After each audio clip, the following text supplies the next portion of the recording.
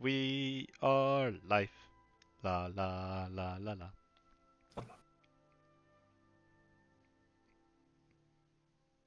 It's silent. Yeah, I was just confused. Hello.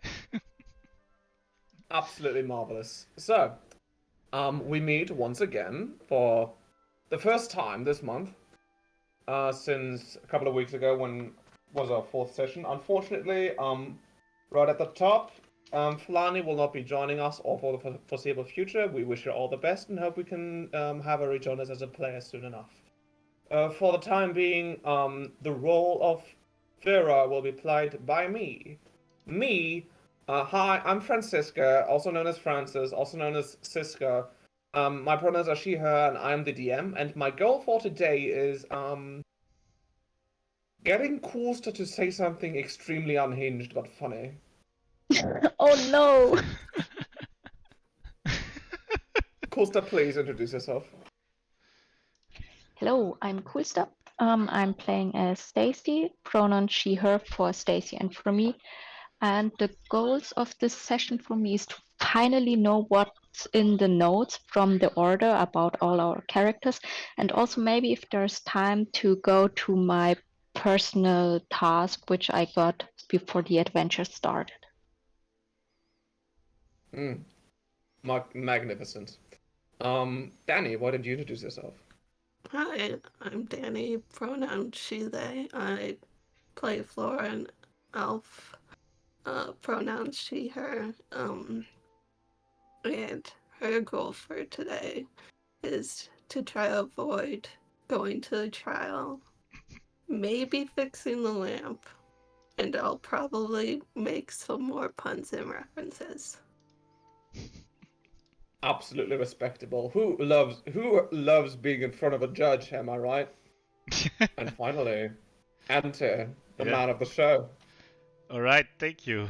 So I'm Antir. Oh, wow, that was quick. two bots at the same time. Nice. I So yeah. saw it, but Francis got to it first.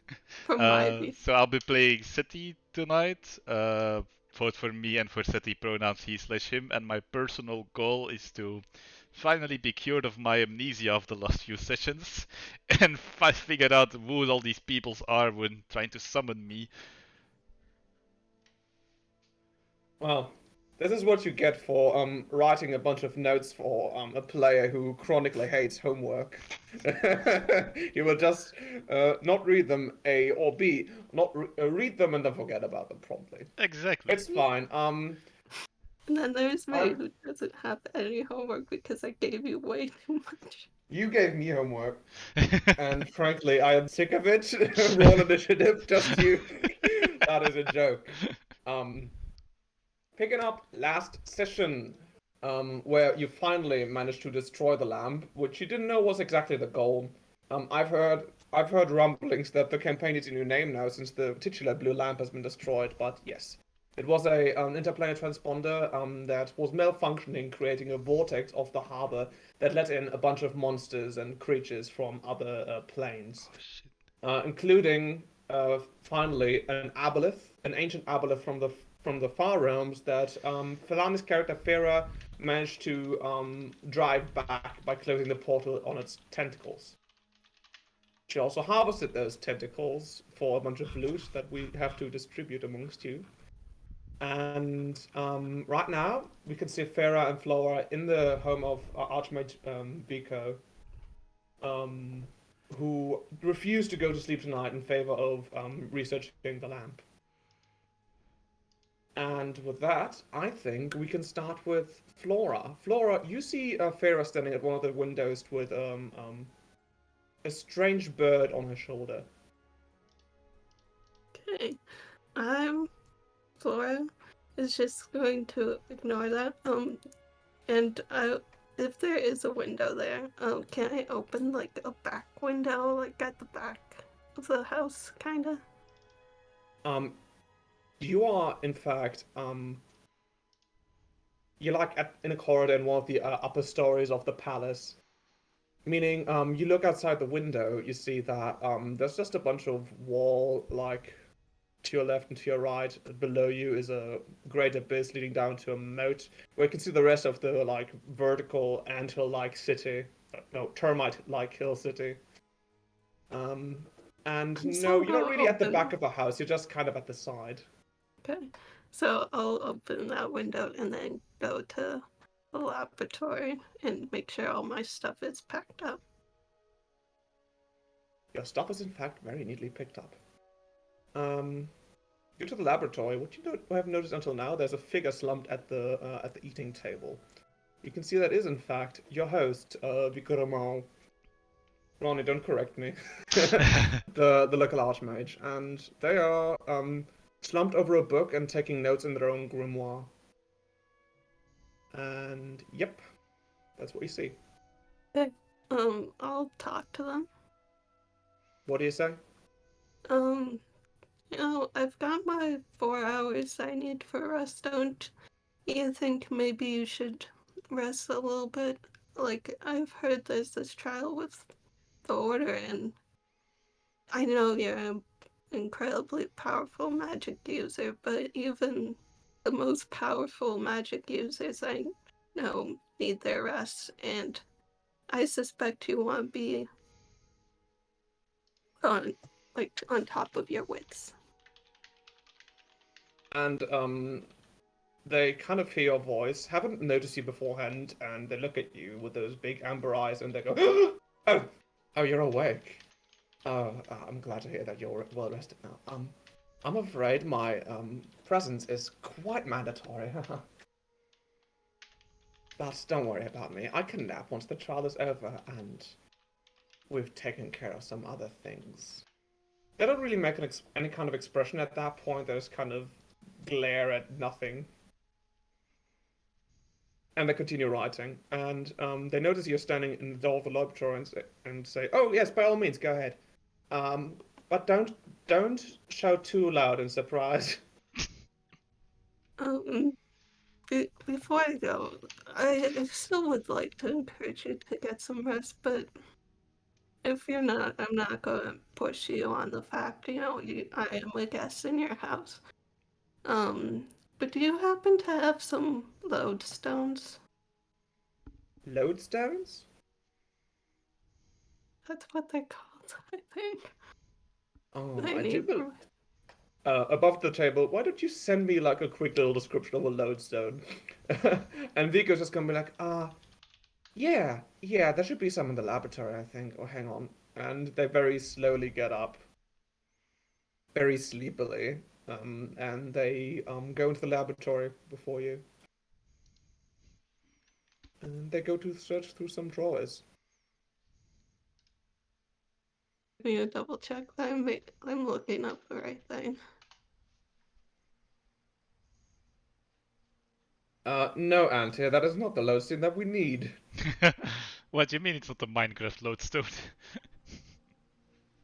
We're playing Dungeons and Dragons and Creepers 5th edition. I think this is it. It feels like it's wrong. No, that's not it. Where is it? Don't worry about it. I can't. I found it. Oh, maybe I just have to type it differently. The longer you take to look for it, the more time the three of us have to prepare for the improv. Can prepare improv, mom. Well, just going through my notes again. I am now a master of improv. You are, in fact. Comedians across the world cower in fear of you. I believe it's just in like there is like it should be in. Let me see if I can get the full description.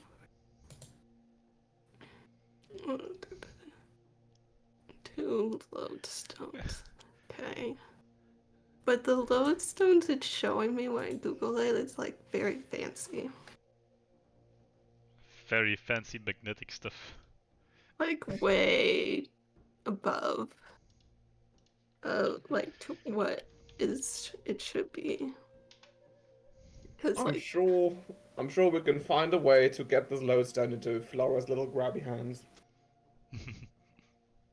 As soon as I know what the hell it is. the like official one description article. But let me keep reading. So, thank you. Damn it, Gantir. This is not Magic the Gathering either. I'm just trying to help. Okay, so component pouch costs 25 gold pieces and includes 2 lodestones. Individually, these stones can cost up to 1 gold each.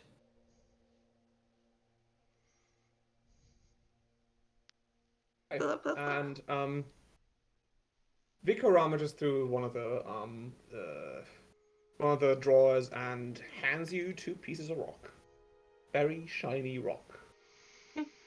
One of them prominently has the shape of a snail, of a snail shell. And there you go. Now, I'm assuming you want to talk about, and they gesture towards the lamp, which is completely reformed on the other desk. I never gonna fix anything in this house. Oh, I know your feeling. I tried a lot of things, trust me. I'm glad you couldn't hear me shouting or chanting. I tried all kinds of magic, fey magic, abyssal magic, and eventually, I noticed that the metal was already trying to mend itself. And when I finally started transcribing the runes on it, I found out that, there were actually incantations on top, into it. Kind of instructive. And when you, use one of them in combination with a simple sacrifice of life, and they point towards like a little tray that is full of ash, you could actually get the lamp to completely repair itself. So that's what I did. If you want to go through the transcriptions, I've prepared them right here, and they hand you a scroll, and you have like three columns of text. One is in Sylvan, one is in Elvish. No, 4 columns in Sylvan, Elvish, Common, and Gnomish. Each of which, and prominently, there's 3 phrases highlighted as the incantations. And I read through them. Okay, you want to read them. Yes. The first incantation reads, no matter how far I will see you as you are. With a little question mark next to it, which you assume is one of Vika's knows. One is Death Restores, which has a little note next to it that says Repair Lamp, and one that says Redeem the Fallen, which also has a little question mark next to it. You notice in Sylvan the accent is like it's written in a kind of dialect that seems to you kind of old-fashioned, like you've heard some old people use that kind of dialect, but there's also something kind of weird about it. I'm going to turn to the Vico and ask them, is it okay if I copy a transcript of the Sylvan and the Elvish? Of course, no problem. Yes. However, So I'll just take the parchment that I was initially writing on before. Yes. Use the pen and ink. At that point, Farah comes in with her usual nonchalant nature and looks at the lamb very disaffectedly. The jackdaw perches right next to it, much to Vico's dismay, who's been trying to keep it kind of clean. And it start pecking at the ashes and goes squawk. And Fira just says, "Well, how about that? Damn thing went and restored itself." And Vico just kind of relays what they just relayed to you back to Fira. And after they are done explaining, they say, "Well, once you've done transcribing, I suggest we all go and have ourselves a breakfast because I've already ordered it." Ba-ba-ba-dum.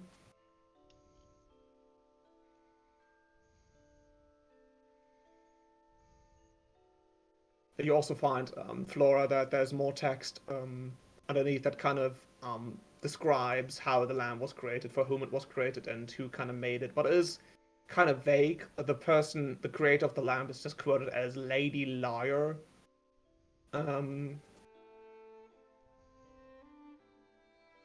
And once you read all that, you can hear a knocking at the door, which Vico gets to go, and you can see a very cheery dwarven service person come in with a big basket of goods, and they just kind of lay them out on the table. You got fresh bread, you got some nice fruits and vegetables, some nuts, a jug of milk, jug of water, whatever have you.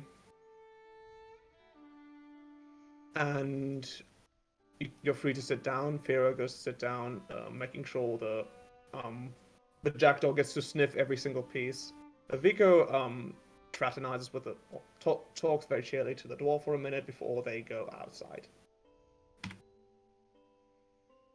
And sure enough, another dwarf comes in. This one clad in Royal Guard armor, and asks the three of you, or rather the four of you, to accompany them down into the council chamber. And if you have nothing else to say, we're going to cut over to Stacy and Sasette. Actually, I'm gonna use this opportunity to do the thing I wanted to do. Yeah. I'm going to give the Vico like a small handful of gold, because I don't know how much things cost and I don't understand money. Okay. And say, for the lodestones and the pen and ink. Then pull up my hood and kind of jump out the window, clamber around the palace, and kind of parkour away to like get out Marquez. Okay. You say you want to do this. First of all, Vico looks at you doing that, and once they realize that you're at the window trying to get out, I'm going to need you to make a wisdom save for me, please. Okay. I need First to roll go. of the evening. It's to jump out of a window. I'm also willing to use my inspiration for this to work, because I really want to do this. Good. Just give me the roll. So, Maybe you succeed first D20. time. Come again? D20 plus my wisdom. D20 plus your wisdom.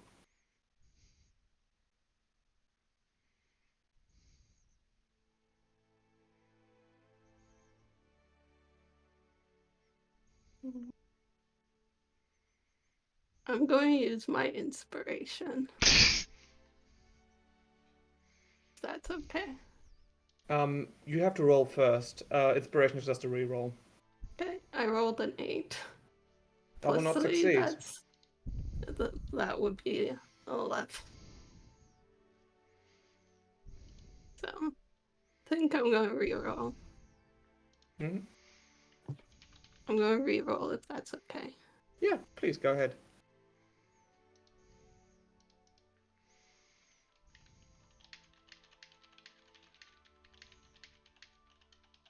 That was a 16 plus 3, Which is 19. a 19. And you feel a little pulling at the back of your mind as Vico gets up and says, "Hey, what are you doing?" Oh no. And you're already out of the window. Fair enough. They look after you. They head out the window. You just kind of hear Fira going, "Interesting." And with that, please give me an acrobatics check. I'm very. I will. This doesn't work out. I have very good acrobatics, so hopefully this is fine. What could go wrong? 16 plus 6. It's 22, and you skillfully scramble down the wall, using the vines and ivy to move yourself down. Down. You see the walls are sheer drop, interspersed with some windows and columns and whatever. You find a nearby flying buttress. You just kind of climb onto that, and you climb down. And you find yourself on a nearby wall that leads into an estate of some rich person who lives here in the district. You can see the palace is kind of still nearby. But you can still see the room you just escaped from, and you can see a very confused wizard looking out of it. And I'm going to need you to make another wisdom save for me, please.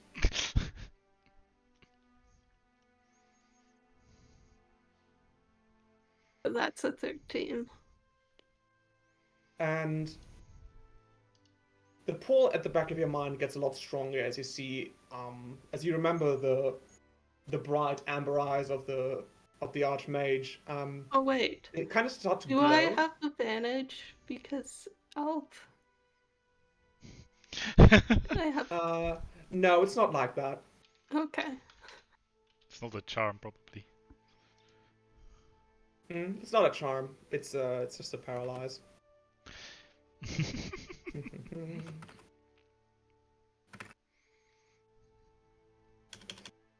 And I'm going to need you to take 27 psychic damage. What? Woo! To me? Yes. Okay. I am down. Just gonna You're not direct- down. You get up immediately at 1 HP, but you are paralyzed while the guards I come have to get you. 22 HP, Francis. That's not how the spell works, you see. Yeah, only double the damage will kill you ASAP. Yeah, But when they're I- just gonna bring you unconsciously to where they want to Trying bring to you. escape the trial. This you don't want to go to jail. Unfortunately, you did the most suspicious thing by trying to run away. You feel the My stinging plan pain at the was back of your. to get the Vico to leave, so that I could do it without them watch. That didn't work. Soon enough, they find your paralyzed body lying on the ground, which is around the time that the paralysis wears off after an hour. And you are brought very gently, though with concerned eyes, back into the palace. And we're going to come back to that after we're done with Sissetti and Stacy, which are here. So Stacy. Please don't. Sister C. And there you are, where you left off last night. You are all in your respective rooms. You see, I drew some more stuff here on the map. Oh, there's my It's room. so In your own cozy. room. Sissetti, you're in your little storage chamber, with a little window The looking out to wall. one of the sewers. A little lamp next to your bedroll and your chest and the big old carpet. And there's some fish drying in your room. They don't really smell like anything anymore. They've been well salted. Stacy, you lie in a moderately comfy bed in one of the standard tavern rooms. It's a couple bed. Of course, there's nobody sleeping next to you except the strange black and white cat you befriended last night. Not Tom. Not Tom. And yeah, Stacy, why don't you tell me what you do? Stacy stays up. She awakes with a kind of puzzled dream. She cannot really grab it what she dreamt. It a little bit disturbed her. She makes her way to the washing bowl and she washes her face. And for her morning routine, she's gonna pack her backpack and see if everything is still neatly ordered. And she looks towards not Tom, makes a little towards not Tom, and like strokes the back of not Tom. She immediately runs over to you. We're standing there between the table and the washing basin, and she rubs up against your leg and starts purring. And she says, meow. And she looks at you with those big black eyes. Which is when you hear a knock at the door. Stacy finishes drying her face with a cloth or towel, whatever lies there, and makes her way to the door and says, yeah, I'm coming. And you come, and she enters. You can see it's, of course, wait. You've seen this image already. It is, in fact, Cisetti's sister, in quotation mark, Incissa, who owns this inn, and she personally came in instead of sending a server to bring you a tray of fried fish and some rice and a bit of bread, and also like a big jug of something indistinguishable, unidentifiable. Morning. Stacy makes. Stacy, was it? Yes, Stacy, that's right. If you'll sit down by the table, I will serve food. Oh. It seems the little kitty has joined you here. That's nice. And she places down the tray and clicks her tongue once, and the cat immediately jumps to her and climbs up to her shoulder. Isn't she a sweetheart? Yeah, he or she, I'm not quite sure yet, is very familiar with every one of us, very trusting. And it's kind of nice to have a little buddy beside you. Yeah, though I can't help feeling that there's something weird about her. I mean, look at those eyes, and the cat doesn't react to that. She just kind of takes the little scritches under her chin, and keeps purring. And with that, Incissa turns to the door and goes to leave, but before she does, she turns to you and says, by the way, your friend and the guard came all the way down to accompany you back to the palace. It seems you've become quite important last night. My friend? A big handsome fellow with a beard, big armor. That's very important. Oh, Roberto, the cheerleader guy. The dad. And with that, she goes back to tend to her clientele. And as you make yourself ready, we cut back to Cisetti, who is who's one room over in the storage room. Yeah, so I think for my morning routine, I start with my some like yoga stretches and stuff. Yes, absolutely. Please give me a dexterity check. Okay. Athletics, if you will. Athletics. That's strength based.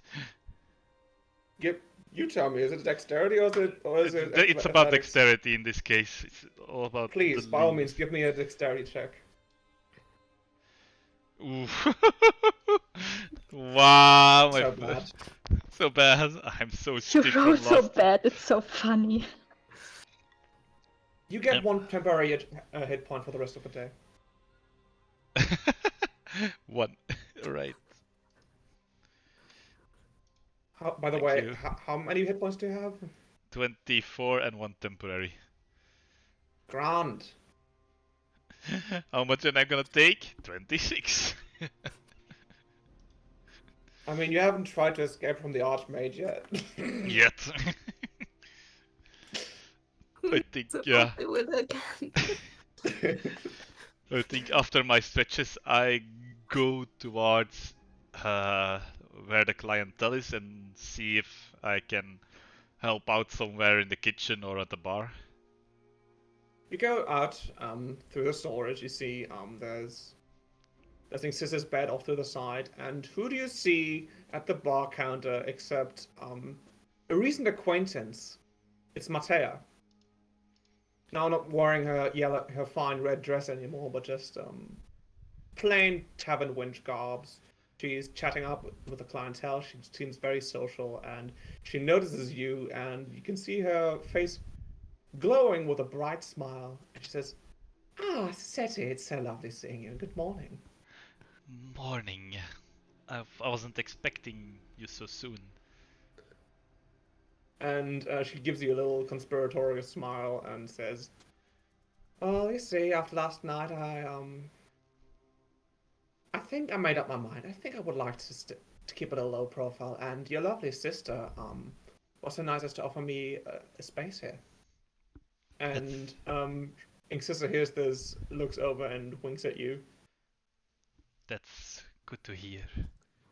I shall make sure you get a room to get acquainted with the place.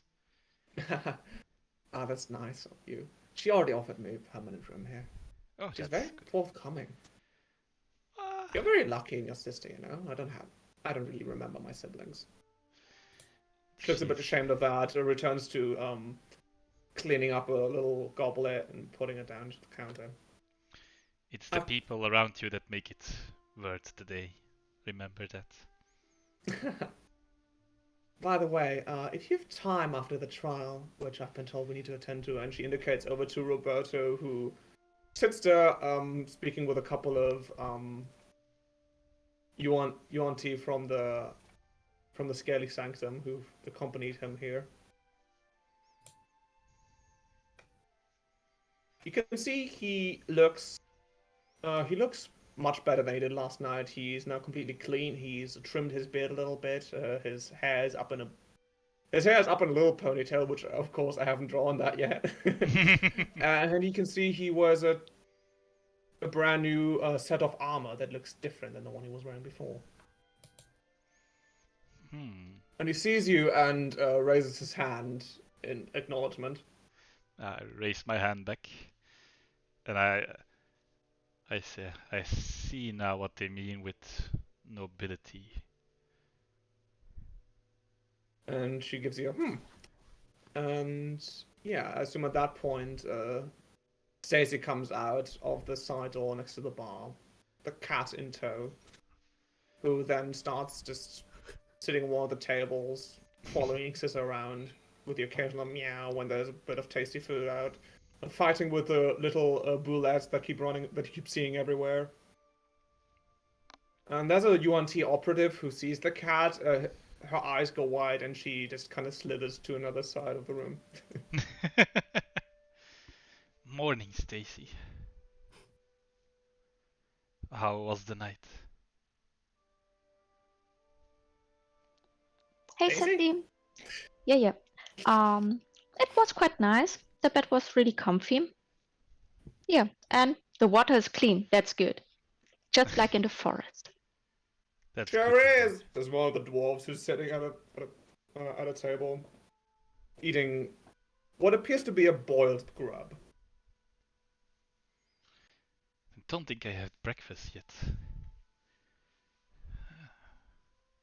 I guess I'll go see if Roberto will buy me some. you want someone And, else to you buy hear- you food, and looks with a raised eyebrow towards Seti. It's I'm gonna try. You can see next to the table that Roberta's sitting at, you see your friend Dr. Yissis, who's nose deep inside of a book he's writing in. And he sees you for a short moment and says, "Morning." Morning. Care to join me for breakfast? Your treat? He does not hear you at all. Okay. But you see Roberto, who's chatting up the local, I don't want to say militia, the local snake people who kind of run this place. and one of them you know to be a high-ranking operative named Cleani, who was kind of mean to you as a kid, but you've kind of grown to respect each other now. And he gives you a wide grin and says, "Well, the disappointing son has returned." So they tell me. Well, you've made quite a name for yourself. To hear this top-sided talk of you, and they indicate the scaly hand over to Roberto, who just kind of looks at him with an empty expression. Good morning, Roberto. Good morning, City. You look well. Much better than last night. That's a low bar. Oh, I'm sorry. How's that head of yours? Better. I'm starting to remember again. You're gonna have to teach me some of the UNT customs here. I've never been here for long. And Customs. One of Good the one of the UNT abominations looks at him very flirtily and kind of winks, and he doesn't know what to do with that. I'm guessing you're here for a reason this morning. Oh, yeah, absolutely. Like I mentioned last night, there will be an emergency trial regarding. He indicates his guard armor, the guard, and the crazy fanatics who keep abducting people. And you hear one of the UNT operatives chuckle and say something in UNT to another operative, and they say something along the lines of, "I know, right?" But like a very local version of it. And Roberta looks at you and says, "Have you got the documents you took from the clergyman last night?" Ah, yes. I have them right here, and I hand them over. He takes them with one hand, and with the other hand, he gives you a little croissant. Thank you. You look absolutely famished. Do they not feed you in this place? And he says that kind of loud so that Ink Sister can hear it. And she flicks her split tongue at him. I tend to work for my food here. That's understandable. Very well then. As soon as you're ready, your scaled friend's over there, and he points at the three operatives that's got him in here. As soon as you're ready, we can be on our way. And I'm assuming Stacy is approaching as well. Yes. Yes. I just asked Roberto, will there be time to stroll into the forest before the trial by any chance? Absolutely not, I'm afraid. I thought so. He looks a bit worried and a bit disappointed that he can't fulfill your wish. And he says, well, the sooner we get this over with, the sooner I can let you go. I'll make sure you have an escort down to the forest if you need. And one of the high-ranking operative named Cleani looks at you with squinting eyes and smiles, a very wry smile. While Stacy and Roberto are talking, I wanna scan the room quickly. Mostly Yes. to see if someone's keeping an eye out to me inconspicuously. Certainly a bonus point if they happen to be a child or resembling a child that came to give me a letter. Okay, please give me a perception check. Perception.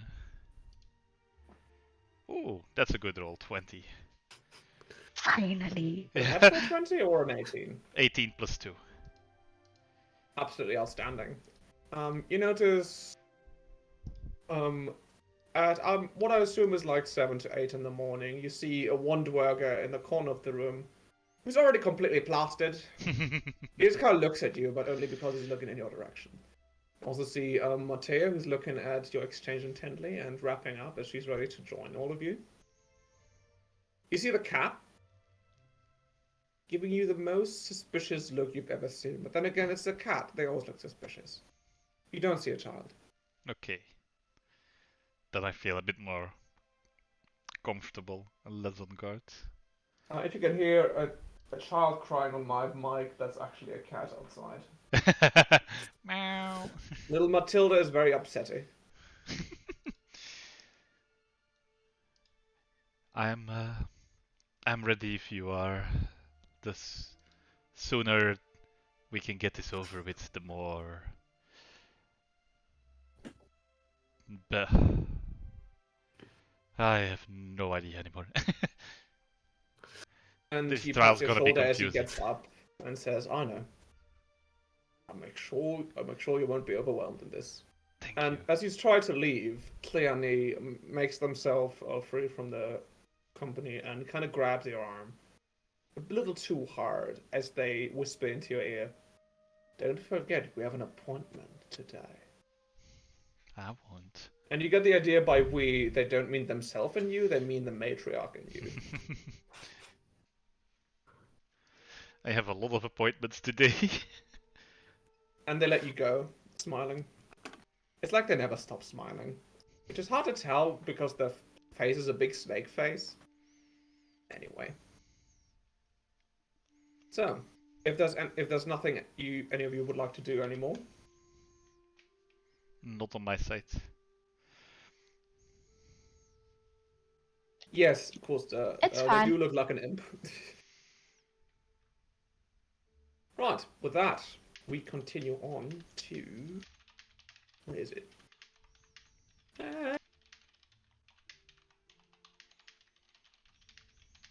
We're onto the council chamber, which I've so lovingly prepared. Which I tried so hard to escape.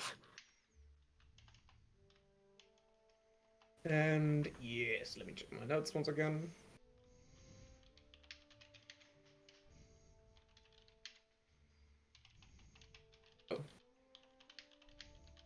You see a bunch of faces in the crowd here that has gathered. You can see it as a round podium. Rather, like it's like a pit, it's like an arena. You are sitting on the stands. There are some raised platforms on each of the cardinal directions. You can see on the east, west, and south corners you have a great deal of like councillors, including a familiar face. There was one dwarven woman you rescued last night, who's sitting here. You recognize them as one of the guild masters. On the northern plinth, however, you see three people. You see the Archmage, Vico, who you're already familiar with. You see a decrepit old man sitting deep inside of a throne. And you see a very tall, handsome person standing next to them, who you realize is Princess Luciana. And you can see Roberta sits down next to you. Fira's already sitting there next to Fira. You can see Flora with a little bandage over her head, looking a bit worse for wear. Vico looks over at you as you arrive with no particular expression, and while the rest of the crowd gathers in, the rest of the witnesses, including Matea and Yisses. Goran is not here, fortunately, because it's very hard to get under citizens into the upper city. And with that, the trial begins. Is Xander here? Come Xavier, again? sorry. Javier is not here. For whatever reason. And you see the person standing next to the throne says, "In the name of King Luciano, we meet tonight. We meet this morning to see the accused, Commander of the Guard, Krill," indicating at a pair of guards. One of them is restrained, has her hands tied behind her back, still wearing her official garb. You can see she's an elderly elven woman who's seen a lot of battle. There's like a scar across her hands, her face. And next to her is a very small small dwarven woman in very official-looking maroon garbs that you recognize to be the Archbishop of the Order of the Crooked Man. There. Two monosyllabic words I just noticed. And the princess goes to explain that they stand accused each of A, stationing the entire guard inside of the castle instead of helping them help last night, which is definitely out of order, stating that only one guard was seen outside of the city at all, and that being Roberto, who's sitting next to you, nodding as he has mentioned. And they accuse Archbishop Fay of abducting and torturing innocent civilians, which she takes about as graciously as might expect from a hundreds years old dwarven lady. And you hear some guffaws, you hear some snickers from the audience. You see Matea looking at the Archbishop with the angriest expression you've ever seen in any person. And as the trial goes on, you are then brought on to bring forth to give a report of what happened to you last night. And first she turns to Matea, who explains that she was performing at a tavern when the same one was raided, and she points at Stacy, says that she was also there as another witness, and then she turns over to you, Flora, and says, "Citizen Flora, you're not from around here, yet I assume you have enough knowledge of last night's events to give us an impression of how the order treated you. We are all aching to hear it."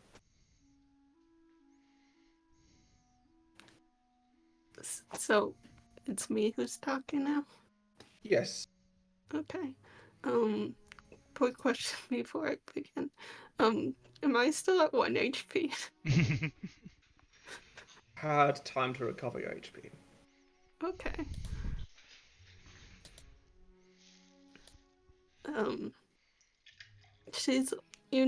If you look closely, you would notice Flora looks a bit flighty, like she really does not want to be here. She's like scanning to like making mental notes of like how she could possibly get out. When she speaks, I can't say I have had good experiences with the order, but I'm just a traveler, just passing through, looking for a fellow traveler of mine. All that I know is I end up into the apocalypse, and from what I heard, the order kidnapped some people who helped stop the apocalypse. And there's some murmuring in the crowd, and Guildmaster Rosales speaks up and says, "This girl helped in saving me from my living spaces last night after they were flooded and invaded by monsters. No doubt. I have no doubt that the order has something to do with this as well."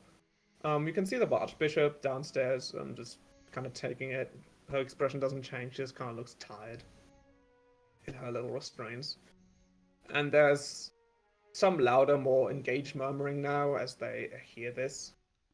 Threatening one of the premier citizens of the city is kind of a big deal.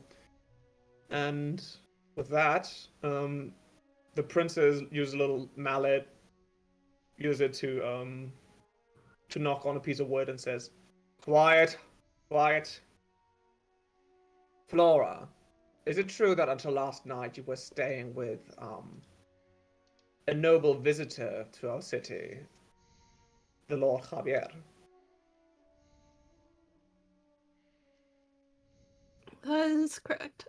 Sorry, I'm not familiar with the royalty of Marquez. Can I be introduced? Because, like I said, I'm just a traveler, and I don't tend to familiarize myself with many of the politics of places I visit. You can see her brows go into furrows as Vico looks at you with a curious expression. You can see the decrepit old man sitting on the throne cackling very sickly. It almost sounds like he's about to faint. As she puts her hand, the princess puts her hand on his hand and says, "You're talking to His Royal Majesty, King Luciano of Marocos, and me, his representative, Princess Luciana. You are in the council chamber. Around you are the 18 members of the council." And she points at the guild masters.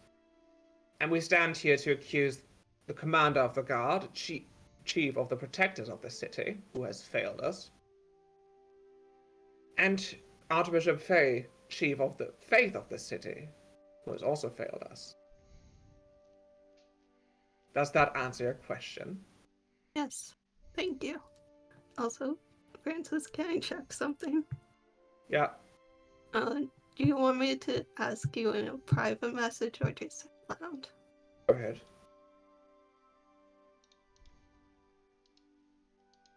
And while you send me that, yeah. Just give me a second.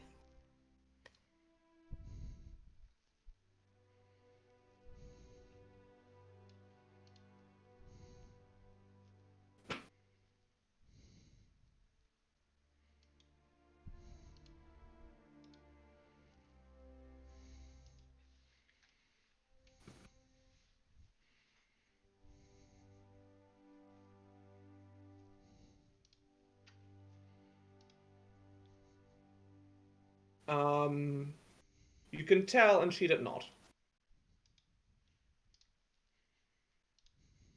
You can tell there was a bit of a lie in there. Hang on. I actually have a portrait for that. I do. Ooh. Let me put that down here, drop that in here. Somebody in chat might have already seen it. I'm also going to upload it in our Discord chat. And with that, Princess is going to turn over to Farah. Ask her how she knows what she knows about last night's events, and Farah gives a very curt, very undetailed report of what happened. She completely leaves out Hardiel, the Eladrin you rescued last night, and Luciana's kind of nods to all that. By the way, there's a picture in chat.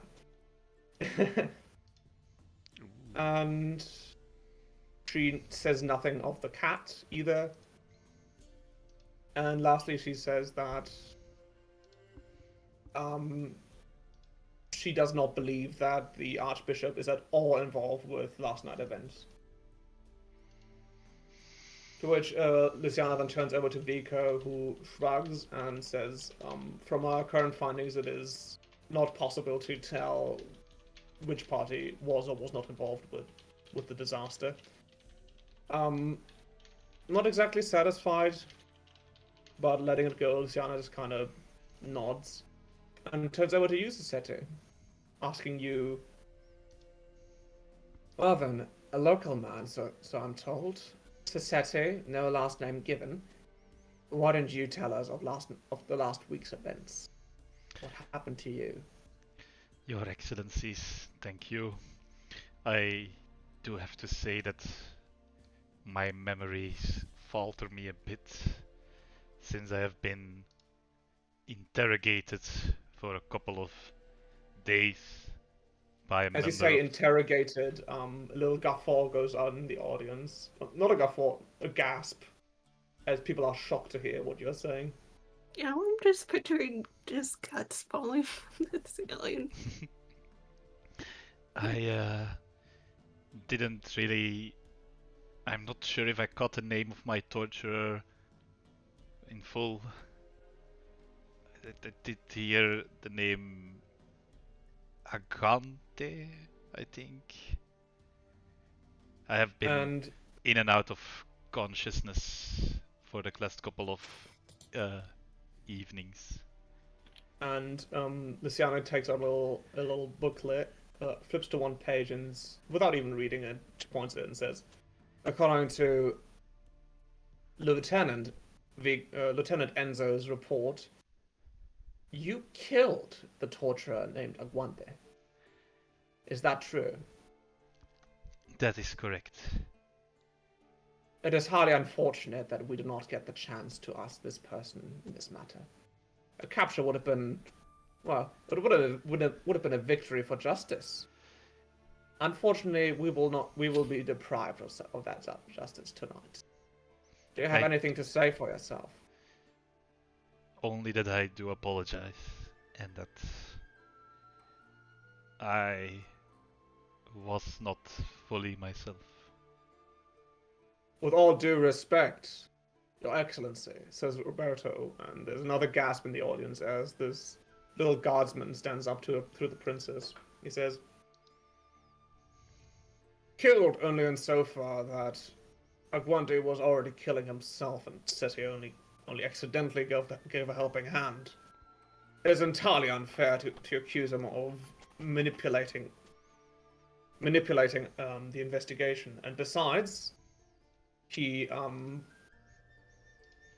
takes out the papers that you gave him earlier in the inn and says, we are most well equipped to investigate just what the Order was doing down there. And you can see her eyes going wide, not quite in surprise, because they probably already knew this. And they say, very well, though I will ask that you wait your turn or be escorted to the dungeons, Lieutenant. And with that, she nods at you, Seti, and says, very well, I thank you. Stacy Vale, if I'm not mistaken. You were also taken prisoner by the Order. Hi, Flammer. Yeah, that's true. Also, I'm not quite sure why I was on my travels to the woods, and I made a rest at the tavern at which Mattia was performing. I was just about to order my flan, and even before I got my flan, hell broke loose. Everything got raided. I got strained and thrown into the dungeons. And yeah, it was not nice. Especially I didn't got my food. But yeah, it was kind of manageable. Then I don't know how much longer later, suddenly the doors were kind of open, and yeah, we got to see this mess. Somehow, another prisoner is not with us. I'm a bit surprised because Roberto told us that we all will be present at the trial, so I kind of thought that I think Hardiel or something like that is her name. Yeah, because she also helped us defeat a good bunch of monsters. And yeah, luckily I think no really bad injuries happened. And yeah, it was stressful, not gonna lie. And I kinda need to go, so how much longer will this all take? Well, thank you for taking up so much of our time with completely irrelevant information. And she looks at you with kind of a dead expression. Says, you were heading out into the forest, were you? Could it be that you Yes, are, in as I said. fact, a druid? I don't know how you think I'd be a druid. I just enjoy my time in the woods because of the fresh air. Very interesting. So, you, a hermit, new person to this city, coming from the woods and wanting to go back into the woods, stopping in our fair city for some supplies, for some refreshments, getting abducted mysteriously by the Order, which has started a witch hunt against your kind. Or not your kind, to hear you say it, but against druid kind. Very interesting. And you say this has nothing to do with it. May I ask what you do for a living? I didn't take you for a lumberjack. I can do a little bit of wood carving, and I try to, yeah, kind of mend some injuries. So you said you were predicting the catastrophe would befall our fair city. No, as I said, I was walking down the woods. I was stopping by in a tavern. I got taken with. I think I also saw one or two faces which were present at the tavern too, so I think it's not about myself. Yeah, also the interrogations were not precisely about me as far as I know, but also my mind is kind of blurry about the interrogations. I think I only had like one or two, and there were nothing specific about me or myself.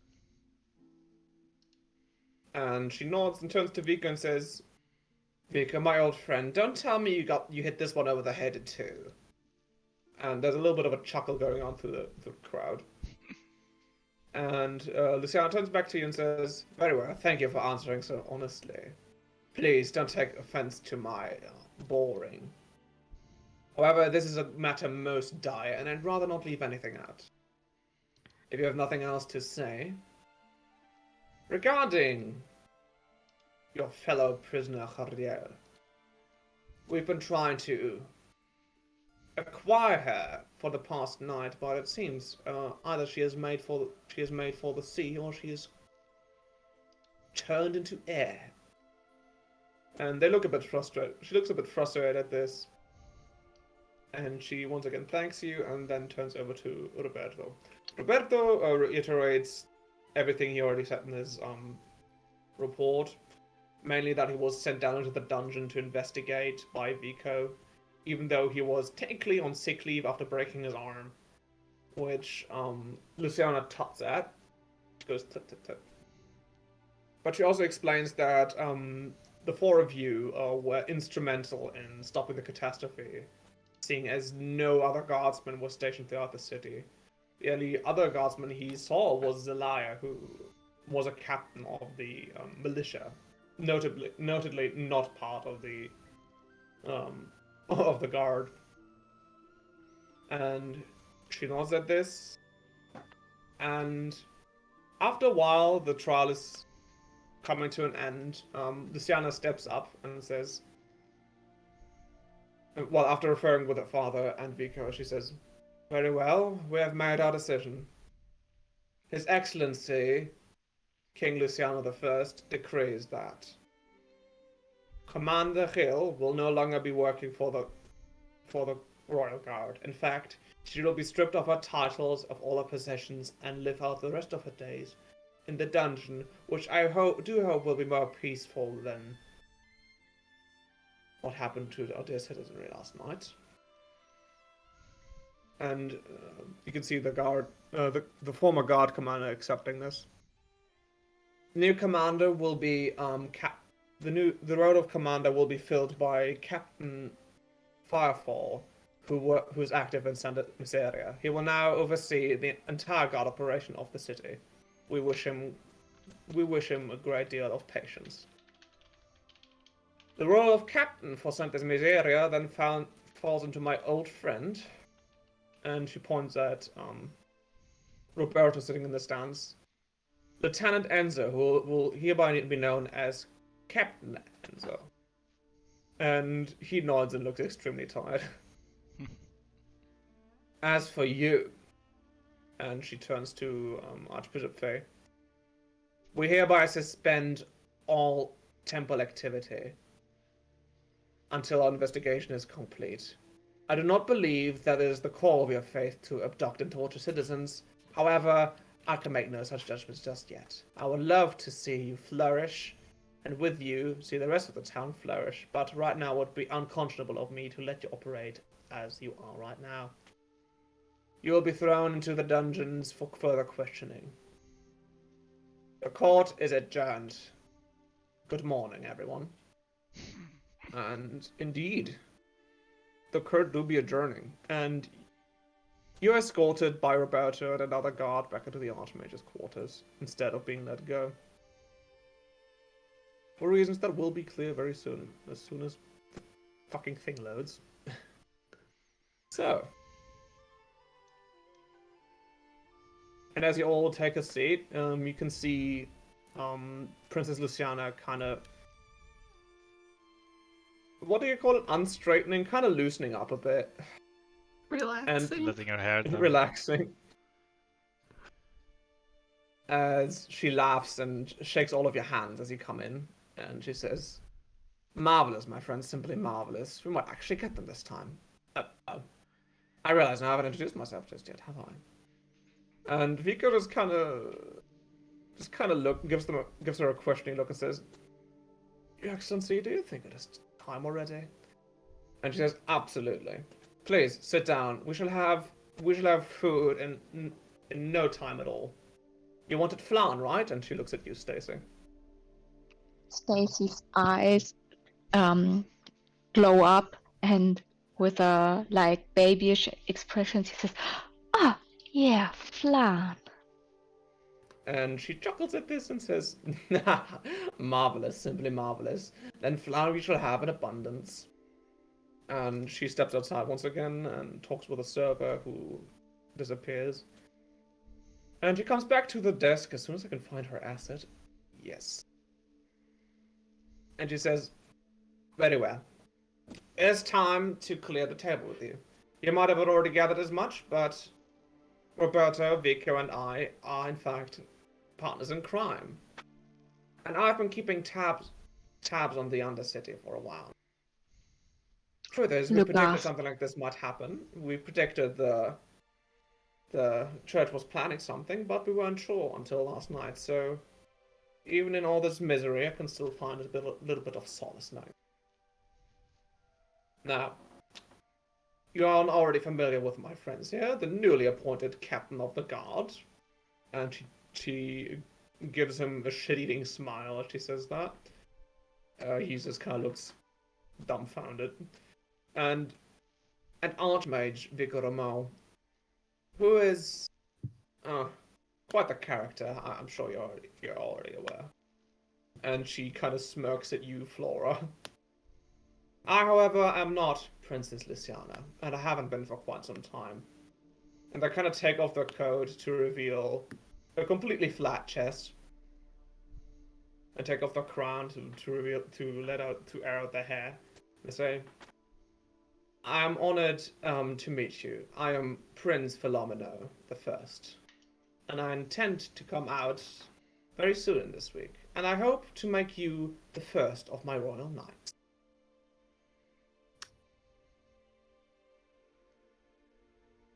Stacy lets out a little sigh, and is like, "Oh no, this means responsibilities." I'm just gonna have Flora. I'm not surprised, but like I said, I'm a traveler. I can't really be a royal knight. I travel. That's not something a royal knight can easily do with their responsibilities. I assure all of you that in a few days' time you will all be quite happy to be working for me. And with that, he snaps his fingers and takes out a little, and Vico takes out a little satchel of gold, and hands each of you a fair amount of coin. And please, all of you, add 100 gold. Coin I gave. Add 100 gold. You got your gold. You got your gold back, by the way, from Vico. They just kind of looked at you confused and said, "What were you trying to do?" But that was earlier, and you have your gold back. Don't detract anything from that. You all gain 100 gold coins. These gold coins keep attaching themselves to Flora. Ah! Yes. I want money. She doesn't know what to do with it. Buy food. But please, let us all discuss this after we've had a nice meal. The server comes back in, serves the food. There's plenty of flan for each of you. A little extra helping for Stacy. Can I ask a quick question as Flora? You are all free to ask questions now as you are eating the tasty lunch. Um, I look to the Vico and it's like, do you happen to have like a fireplace? Not if you're trying to escape through it again. No, it's a culture thing. And I think yes. Yes, I do have one in my bed chambers. But I'm sure this can wait afterwards. Until afterwards. It will only be a moment. I won't try to escape you. You have my word. Until this meal is finished, I will stay here. Thank you. So And can I Furious grab kind of like chuckles at this as she nibbles on a little bit of bread. You know she's been a bit quiet all throughout. Can I take some food into the room and go to the fireplace? After we're done, yes. Before you do that, is anything that Stacy and Sassetti would like to do RP wise? Yeah. Go ahead. Okay. So I bet you already have a first task in mind for us.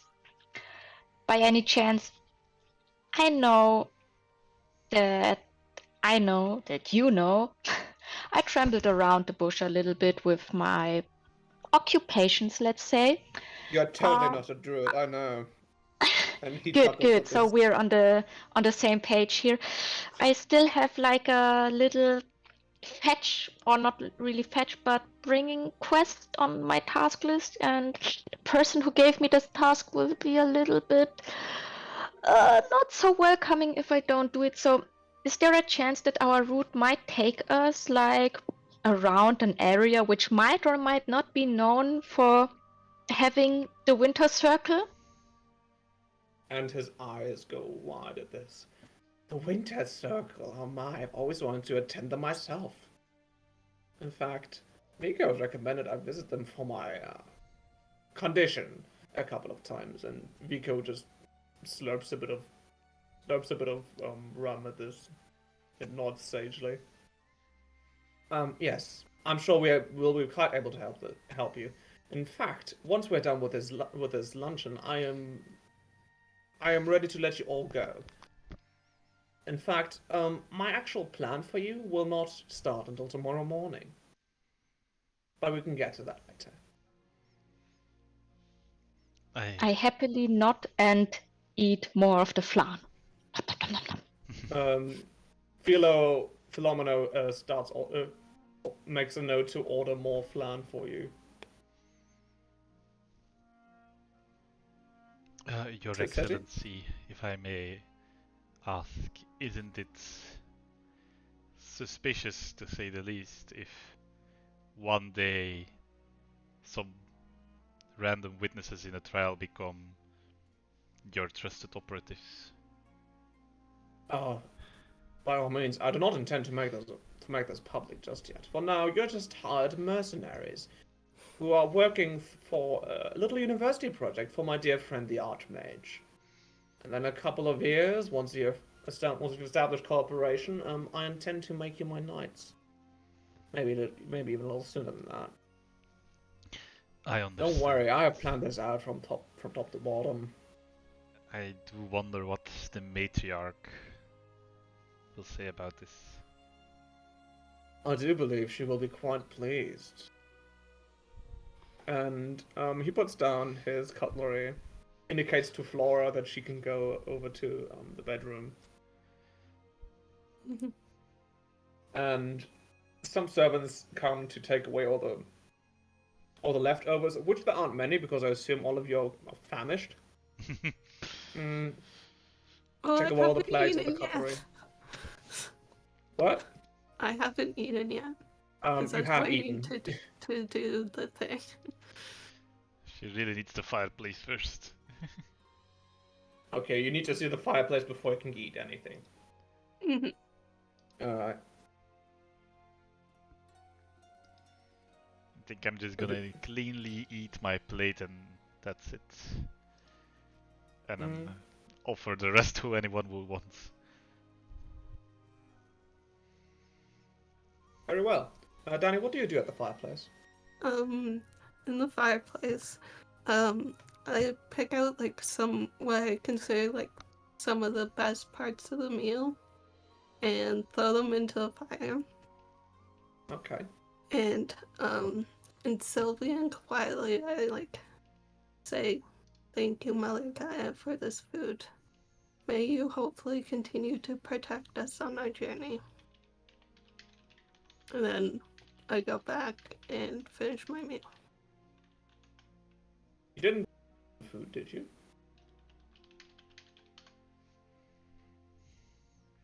I go Because it is finish the middle of the day, the fireplace isn't on. Also, it is the middle of Okay. autumn, which means it's quite hot. Okay, I turn on the fireplace before I do all that.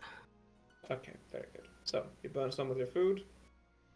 Vico looks at you quizzically, but since you said it's a traditional thing, they don't really question you about it further. On your way to the bedroom and back again, you see the lamp is still there and still pulsing lightly with dull blue light. And with that, fellow ruffles himself up, stands up, and says, "Very well. Since you were all so nice to attend me for this wonderful food, for this wonderful, what do you say, dinner? I have a proposal to make to all of you. As you know, in a couple of days, I intend to come out publicly and declare my intention to become the king of Maracas one day instead of the queen. In order to do that, I would like to gain a little bit more attention, namely from the Undercity, and he nods to you, the city. For this, I've accepted a little task from our good friend, the matriarch of the Scaly Sanctum. She requires me to slay a dire beast that lives down in the dead city of Nasifalat. I think since all of you have already proven yourselves to be capable of slaying a bunch of monsters, I would like to hire all of you to go and kill the beast. And once all that is done with, I wish to establish an alliance with the Undercity, so that maybe one day, united, we can kick out the Order of the Crooked Man and finally have a night's rest. So tomorrow morning, I'm going to need all of you to accompany my good friend Roberto down into the Scaly Sanctum to receive the contract, where I am sure you will take care of it quite competently. Can I have Flora say something? Of course. I don't really work with corn, especially since I don't really understand this stuff. I'll help, but I want something else in exchange. You should have as much gold as you like if you work. I don't want gold. I want information on a traveler I'm looking for, my fellow traveler. Oh, looking for someone. And he gives you a sly smile at this. Very well, if you insist on not getting paid, I will have no choice but to give the best intel I can give you. Which is, in fact, the best in the entire country.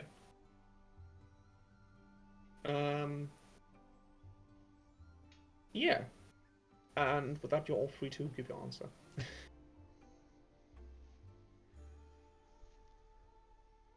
Or ask questions or what have you.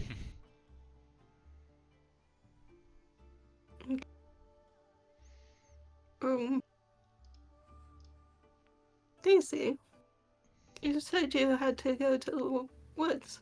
Perhaps I can accompany you. Quite familiar with the woods. I could be of some assistance, perhaps.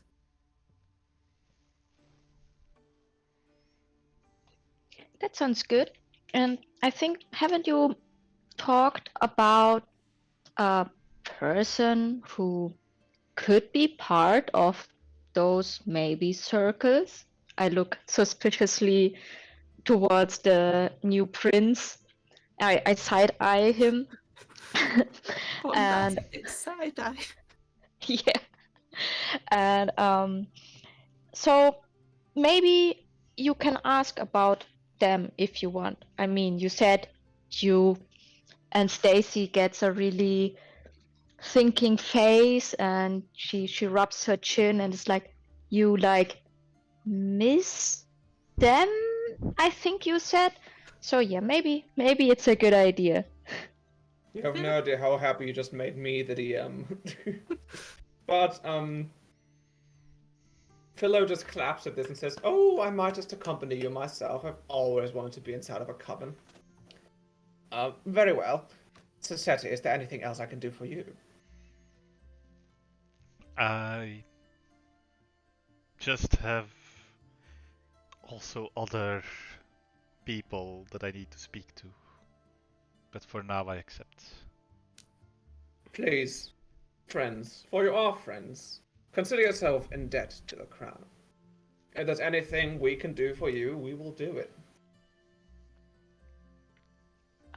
Before we disband, Stacy looks the prince straight into the eyes and says, I'm not quite sure how easy it will be to follow us, since the person who gave me the task to deliver things made me to deliver medicinal herbs because they kinda are ravaged by a disease, and honestly, I don't want to bring you into danger willingly. And he nods and says, "Yeah, I suppose that makes sense. But please, take what any notes. No. I would like you to take this notebook with you and give it to whoever may be in charge. And in a couple months' time, I will send somebody else to retrieve it for me. I would like the history of the coven, the circle, which may or may not exist, to be recorded in full, so that it's not lost. I am quite sure you will succeed in your endeavors." Very well. Yes. Daisy takes the book and looks around if it's sealed or not, and if maybe there is already a note in it, so she don't have to explain it and just can say, "Here, take the book, do it, whatever is in there." There is a letter enclosed, but for everything else, well, it's not sealed. It's like a very nice little notebook. It's bound in dinosaur leather. However, I'm going to need you to make an Arcana check as you handle it. Okay. Dang it, Arcana.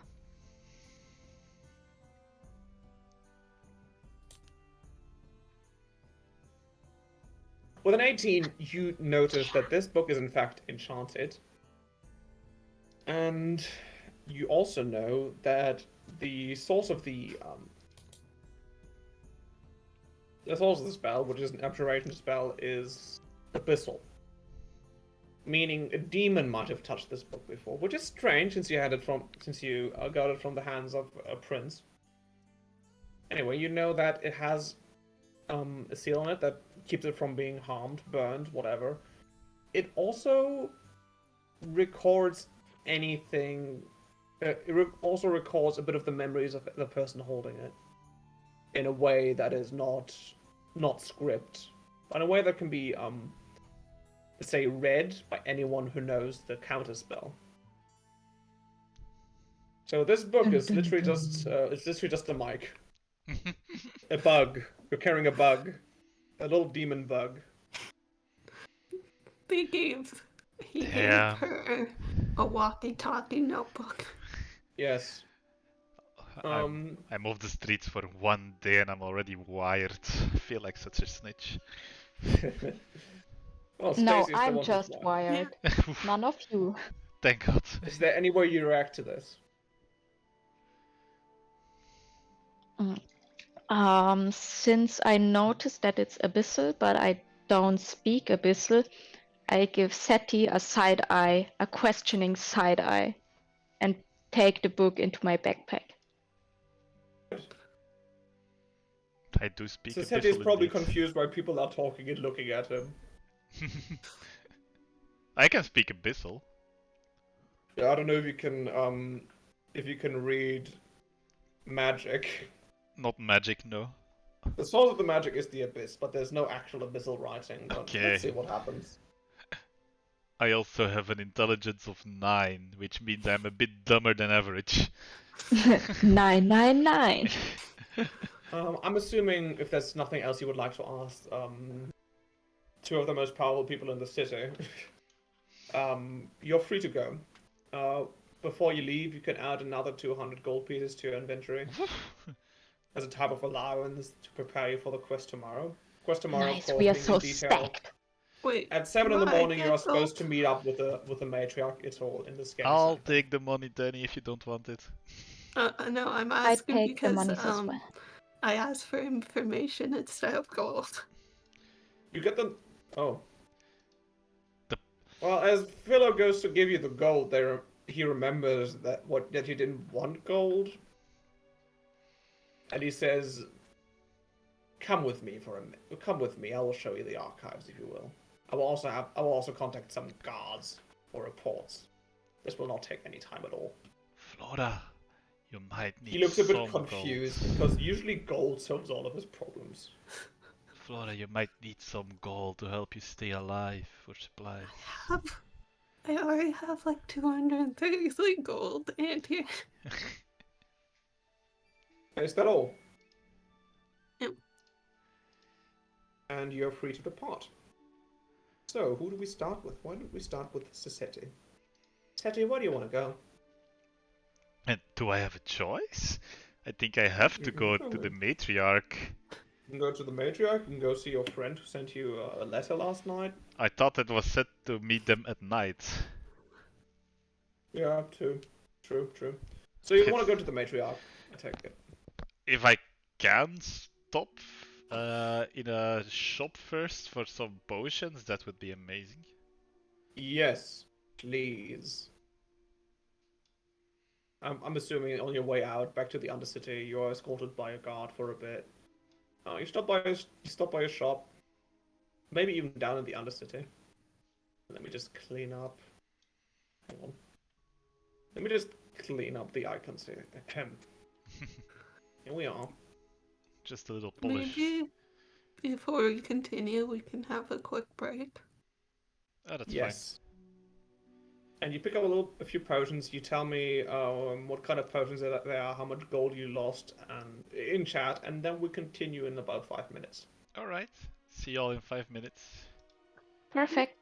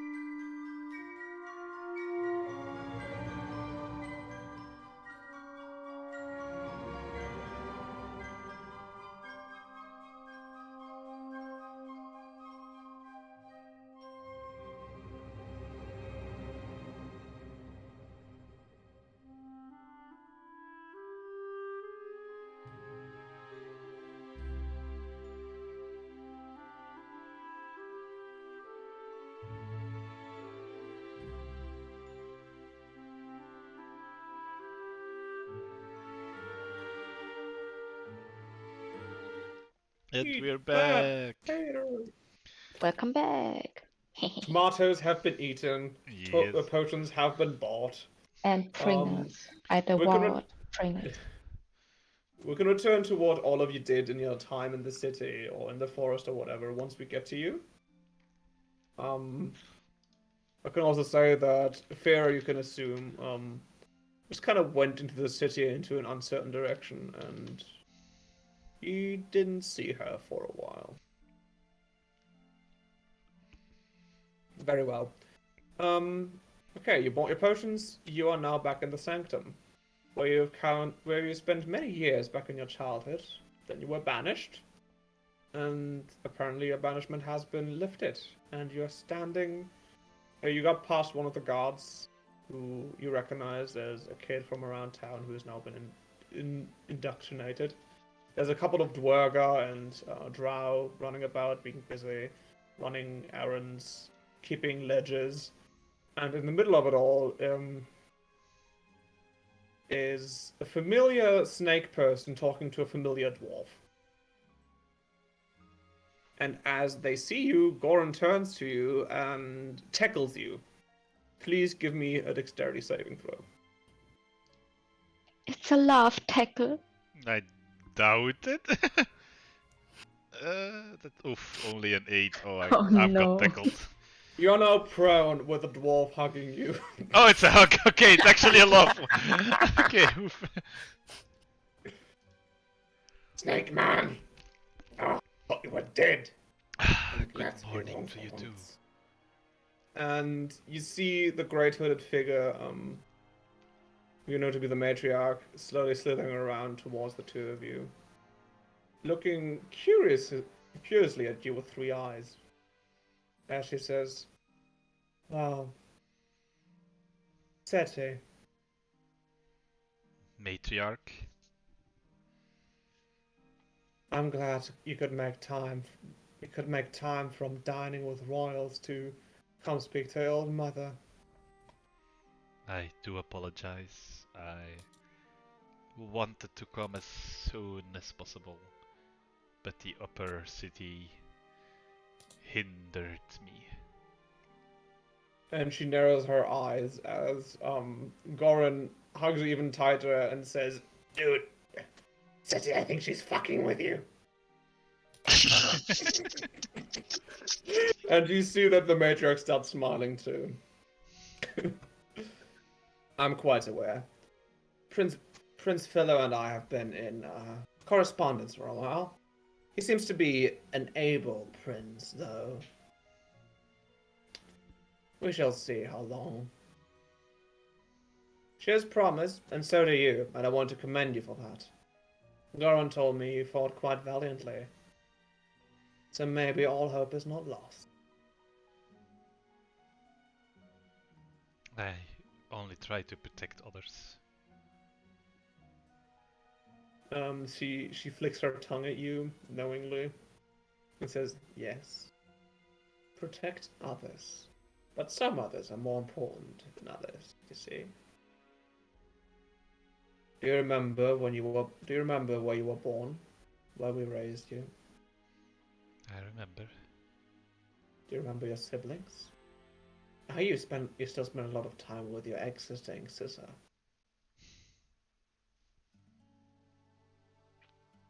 I remember. So you do.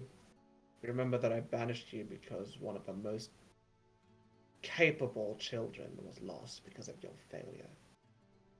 I have not forgiven myself till this day for that. Well, neither have I. But I might. And Goran speaks only highly of you.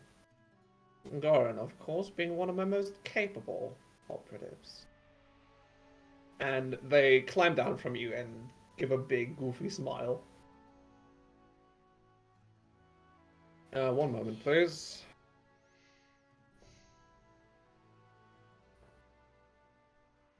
Yeah, no worries. My sister just came in with a little cat. My sibling. My cat comes in with my sibling. Yeah, I'm DMing. Okay. Had both Cats of them on aside, the head. The matriarch turns to you and says, "Are you ready to take up work with the Scaly Sanctum again, Seti?" If I am allowed to, I will. Very well. But I will not have you running around in these rags. Thank you. Seti gets all the nice stuff. I'm so jelly. Nobody will know of this little arrangement except the three of us for a while. Tomorrow we will see us again as if we were meeting for the first time after years. And after you have done my little monster hunt for me, I will reward you with a title, a job, and a more fitting suit of armor. And Goran says, "Oh, I do love fashion. Please, help me, let me help you pick something." Fashion. If I am to understand correctly, the prince is to survive. If you can't help killing him, kill him. I don't particularly care. We must think of ourselves in these times. I mean, look. And she points at the walls where you see the water level rose significantly after last night's rain. You can see a bunch of doctors, similar to Yis's, like probing the carcass of an imp, trying to find anything. And don't you think I don't know what caused all this? I've had my eyes on this lamp for a while. I suppose now that you've already seen it yourself, I will let you in on one of her greatest secrets. That lamp we've been trying to get for many, many centuries. Of course, for now it's always to escape their grasp, being that it was deep inside of the outer city. But now, it is, well, not right under our noses, but right above our heads. And she points upwards, indicating the palace that you just came from. You're going to take that lamp from me, from the Archmage, and bring it to me. To save hands. And she shows all three of her hands open.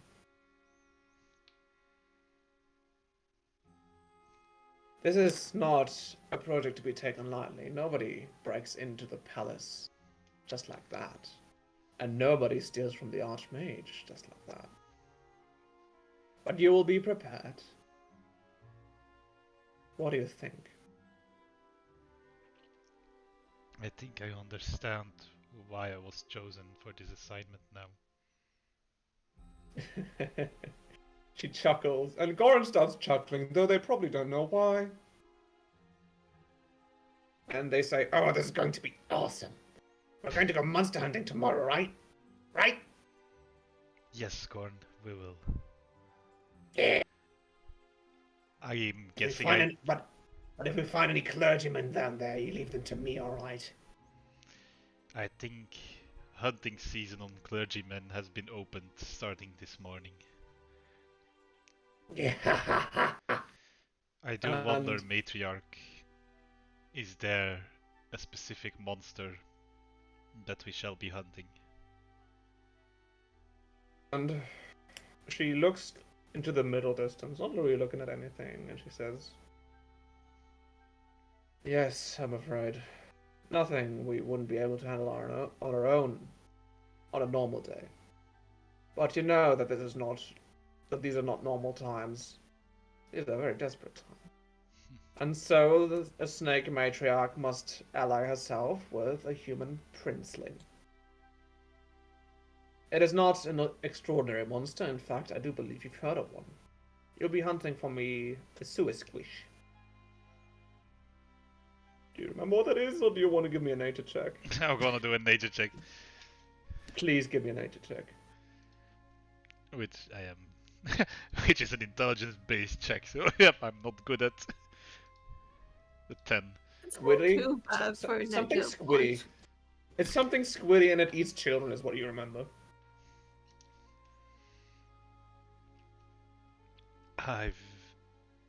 remember stories. Yes. Dire ones, I assume. Yes. Ah, cautious tales. Very well. We will give you the details tomorrow. Goran, of course, will join you. For the rest of the day, you are free to go. Come to me again by the end of the evening, and I will have your gear ready. By the end of this evening or after the assignment? Tonight. Okay. Thank you. I know you won't disappoint me again because you don't have any chances. But what kind of mother would I be if I didn't tell you? Give it your best. And she pats your head with one of your hands. No, she pets your head with one of her hands. Pat, pat.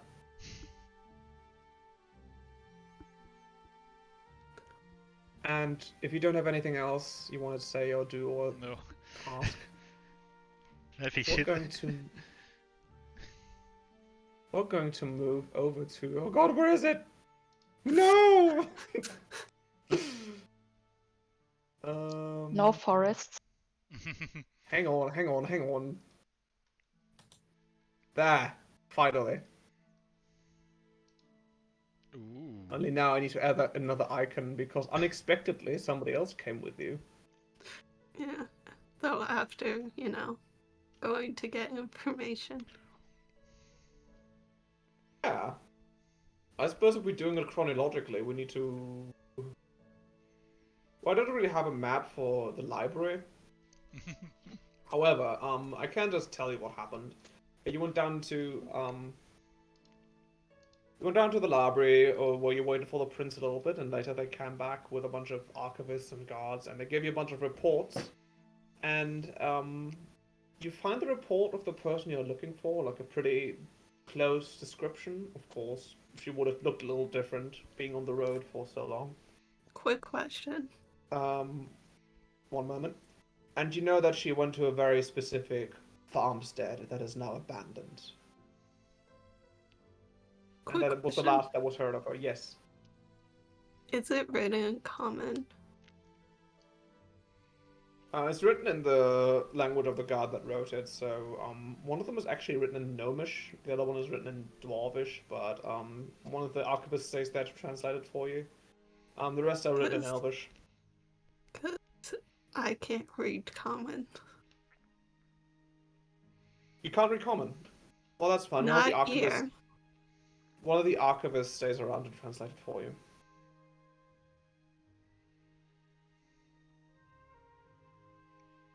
Or was that not the problem?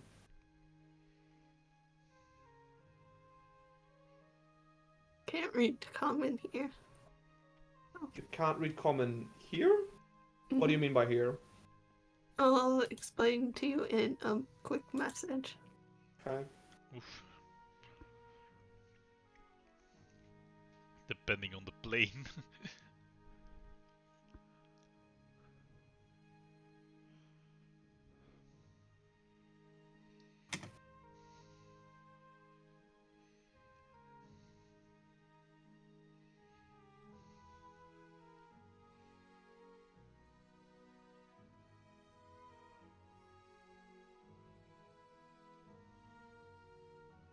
Well, I see. Well, the problem, it's not that big. Like, there's a lot of people in this city who don't actually know any common because they've never actually left the neighborhood.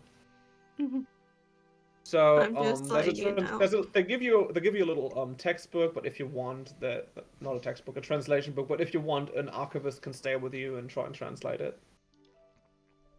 Anyway, what you find is that the person you're looking for was headed last seen about a year ago towards an abandoned farmstead on the road out in Golok, which is the province surrounding the city. It's got like a pretty detailed map too, so you should have no problems finding it. I'm all good then. You're good then? Alright, we cut a bit forward. A Royal Guard Ranger accompanied you to the woods. And from there, it was pretty easy to find the way. Kind of just following your intuition, like where would a druid go? You find the entrance of a cave that is inside of a beach cliff. You can still hear the waves lapping in and out the side. And you find yourself in the entrance of a cave, and there's a bunch of eldritch monstrosities lying on the ground.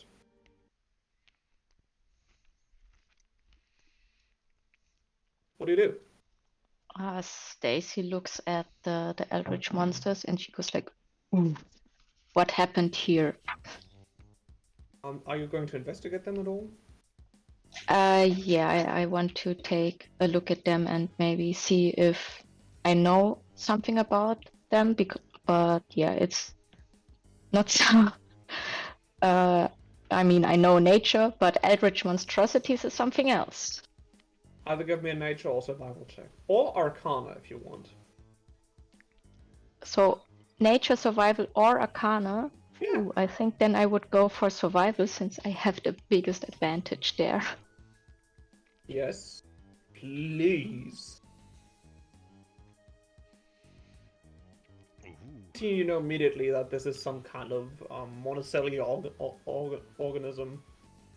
Or it resembles one. It might have been a slime at some point, but it is covered in eyes and mouths. And pretty quickly you realize that this thing was artificially created, but not in this plane. No, any other plane you could feasibly ever visit. It is from the far realms. It is in fact a Shoggoth. 3 of them, and they're all dead. Quite dead. One of them is still smoking. And as you inspect the Shoggoths, slime trails all around. You kind of put your hands in, and it doesn't cling to you. It's more like how do I put this? It's more like elastic. Like you put your finger in, and there's a little dent, and then the dent fills itself again. As you do that, That cornstarch mixture, I forget what it's called, where you mix it with water and like if you push down on it, it bounces up. yeah, it's jelly. And as you do that, somebody yes, what? Smash yes, that thank you. jello. Yes, you see the eldritch jello. As you do, somebody approaches you, and you hear a deep voice saying, "Disgusting, aren't they?" Well, it's just Jello, I guess, but judging from the scene, you manage it quite good. How dire is your situation? You look up at the druid's face. You see the most tired firbolg you have ever seen in your entire life. You're not sure how she's still awake. You can see that she's quite tall, a bit gangly. She has a very concave face. She has deep sunken eyes. But long, beautiful strawberry blonde hair, and there's no mistaking it. This must be your old master's sister. And she hears your question, and she ponders it for a while, staring at the air. And says,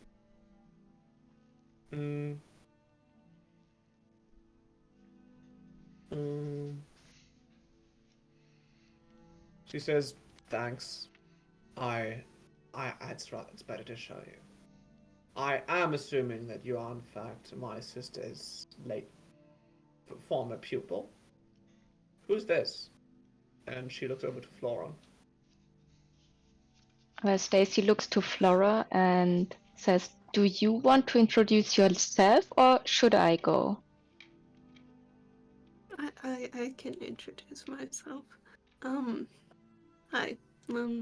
You can call me Flora. I'm just a traveler, and I thought it would be worthwhile since I'm familiar with medicine and force to help Stacy here. Of course. I'm afraid the only help we can really hope for is now that you did deliver the plant that we asked for. It doesn't grow here. Most of the wounded, most of the sick druids are still recovering. But they're stable. All they will need now is to be cured of the illness itself. However, we did lose a great deal of druids last night. Those who aren't wounded are being interred downstairs. Oh, well, my manners. I'm Sister Shavan of the Winter Dragon Circle. My honor. And I would love to welcome you as guests. And she leads you in through a portcullis in a stone wall that has been built here into the wall of the cave. You get in, you see some nice carpets, some mats lying around, some shelves. You see a bunch of wounded druids and some druids helping them. There's a bear sleeping in the back of the cave, completely knocked out. And as you go further in, she explains that last night, they heard a storm, they saw blue lights in the sky, and they were attacked by all kinds of monsters, including the shoggoths you saw earlier. The latter, of course, took the most out of them, but they managed to successfully defend the actual sanctuary. You pass the bear. The bear seems to be a regular bear, not like a wild-shaped druid. You notice that Siobhan is unusually tall, even for a Firbolg woman. You also notice that her voice is very, very low. Of course, Stacy, you would know this, that she used to be called Brother, which changed recently. It caused a bit of drama, but all the druids who were causing problems were currently just banished. And if you don't have anything else to say or ask or do, you make your way down the stairs into the sanctuary. I have something to add. Yes. So while Stacy listened to the explanations of what transpired yesterday night, she says, peculiar. So the blue light thingies attacked here as well. And she stares a little bit absent-minded into the distance and then comes back and says, so it was really widespread, the area of destruction. And then she also explains what Stacy and her group experienced with this blue lamp which got destroyed. She squints at you, and she says, "You should tell this to the Grand Master." Ooh. Good. Good, you took care of it. She gives the herbs you gathered. You were supposed to get to one of the healers who nods and thanks you, as they solemnly continue to heal whatever's left of the circle, which admittedly isn't much. And you make your way down to meet the Grand Master of the Winter Dragon Circle. Oh, hang on, I need to move you over to. Right. I just need to find Flora. So, you make yourself in a dimly lit cave. You make your way into a dimly lit cave that is even lower than the one you were in before. You can see in the ceiling far above there's like a funnel-like hole that is very big, and you can see daylight coming through it. In one corner, next to I some... wanna see daylight in your eyes. Thank you. In one of the alcoves, you see a little table with a teeny tiny woman sitting at it. And you almost miss, because it's so dim, in one of the corners, what I've represented here as a big, friendly green square, you see a silver dragon sitting there, pondering the chessboard which is on the little table. You can see one of the pieces moving. Pondering a chest board or a chest orb? Not a chest orb, a chessboard.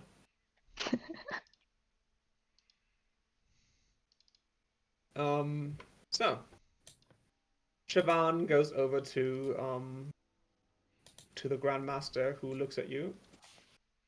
You can see on the Grandmaster's head is a sleeping toad. And she waves you over. The dragon does not move in any particular way.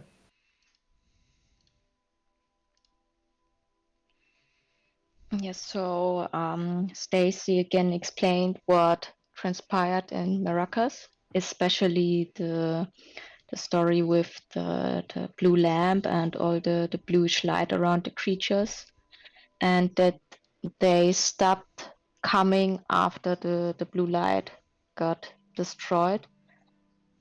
Yeah. Siobhan relays all this. You notice that what's her name?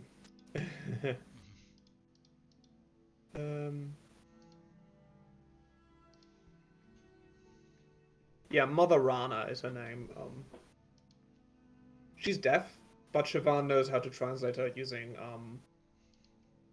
using sign language. And you can see this old face, kind of expressionless, and then turn into a frown as she considers the troubling things you're telling her through her pupil. They've completely interrupted their chess game, and the dragon is just looking at the two of you.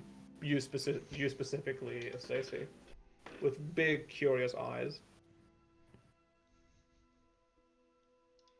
And yeah, you also notice in the alcoves around you, like on those great tablets, are a bunch of dead druids who are bandaged up and embalmed. Can I have Flora speak to the have assigned to the leader? Yeah. I carefully signed to them. I don't remember what you said their pronouns were, sorry. She, her. She, her. I signed to her. The dragon is your companion. And she gives a crackly laugh at this. And she gives you a sign back and says, oh no, she is quite too much for me. I'm afraid no one could ever take her, now that I think about it. Why did you introduce yourself, you old geezer? And the dragon looks at Rana and gives a little huff. You can see little frost clouds coming out of her nostrils. And you hear a voice in the back of your head, the both of you, as she says, well met. I am the Grand Master of this circle. My name is Nashdu.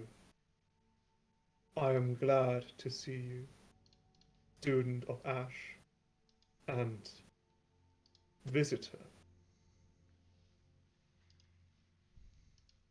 You can see she's raising her body. You can see her full height now. She's huge, and her long neck, which ends in a curious draconid face looking back at you, looks a bit cat-like. It has like long whiskers coming down from each side of the mouth. But she looks friendly for a dragon.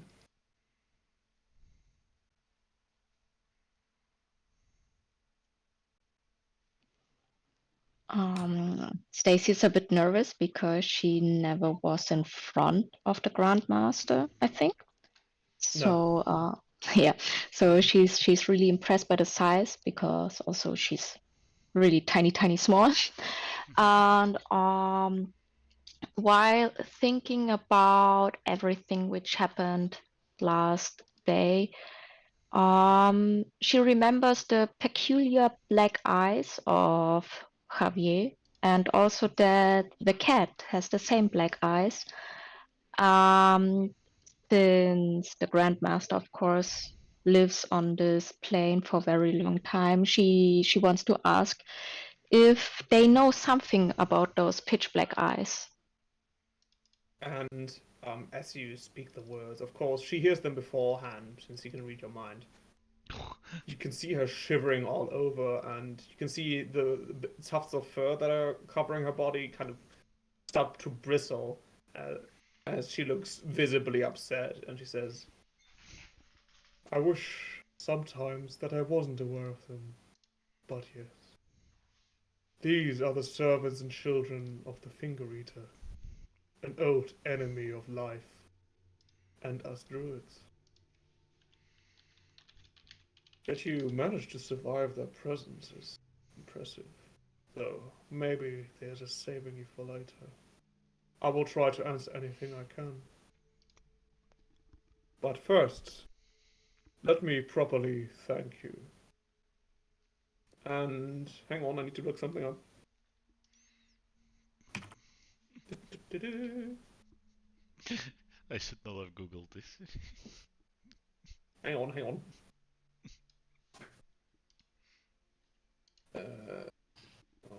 Wait a minute.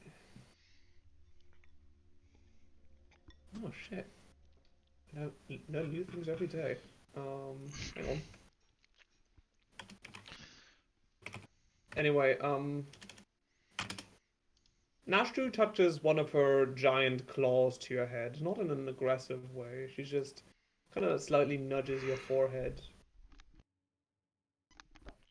And she teaches you Ice Breath, which you can cast at will once per long rest. Let me just put it in Roll20 and here on Discord. Use with caution. And you know this now. It is not a spell or a cantrip, it is just an innate ability you have now. Oh. Thank you for saving my circle.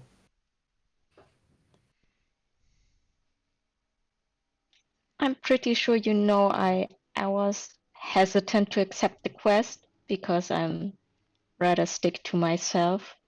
But in the end, I'm happy I made the right choice.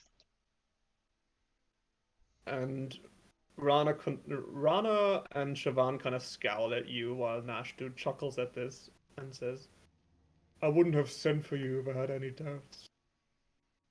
Maybe we are all here for a reason. And she looks back at the chessboard and moves one of the pieces and says, I believe that is a checkmate. Rana is visibly upset at this. I assume Siobhan has already told you what transpired last night. I fear to think that the Finger Eater has come back to, well, end all of us for good with that lamp. I do believe it was once in his possession.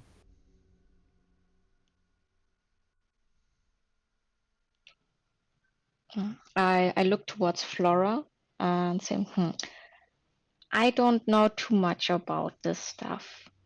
Maybe you know something about it. And I give Flora a little notch without telling too much, since I kind of saw her wings but haven't told anything or anyone about it just now.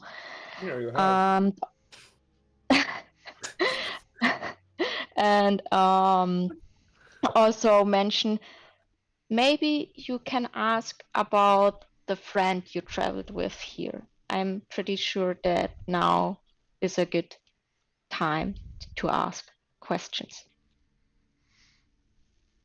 I'll just sign quickly before I do another thing. Would you happen to know about a druid that goes by the name of Miss Val? I hope I pronounced that right. Says Siobhan. That is interesting. I believe I've heard that name before, but... And Rana looks unimpressive at her student, and she signs at you.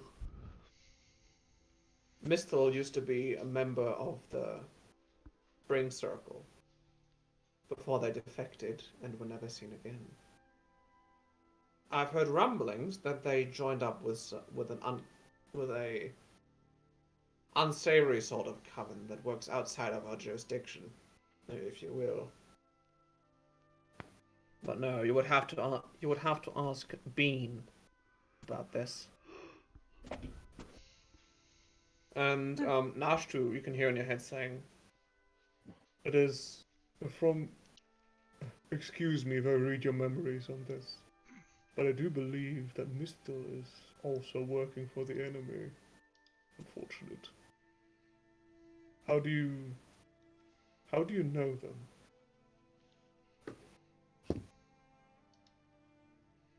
First of all, it's them. They said that. You said her. No, as she said them. I said them. Oh, I thought I heard her.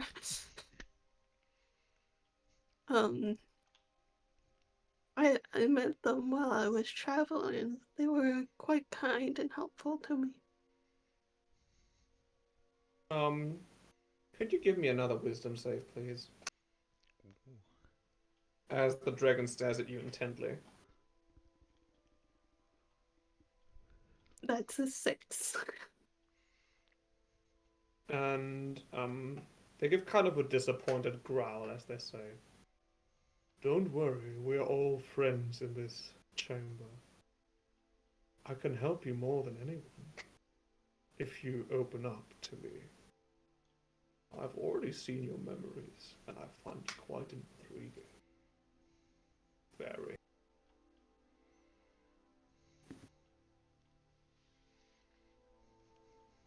I interrupt them both and say, if you want, I can leave the chamber and be out of earshot if you feel more comfortable.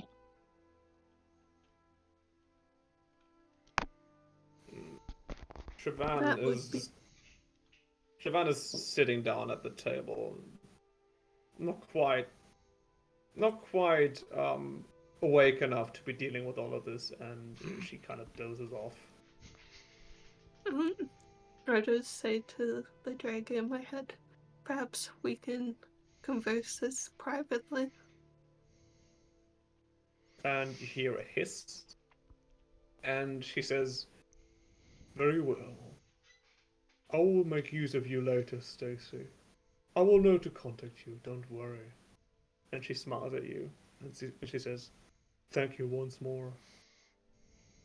And you and Siobhan leave to take care of to go back to the other druids. And gone you are. Now it's just you and the dragon, Flora. And the decrepit old lady and her toad.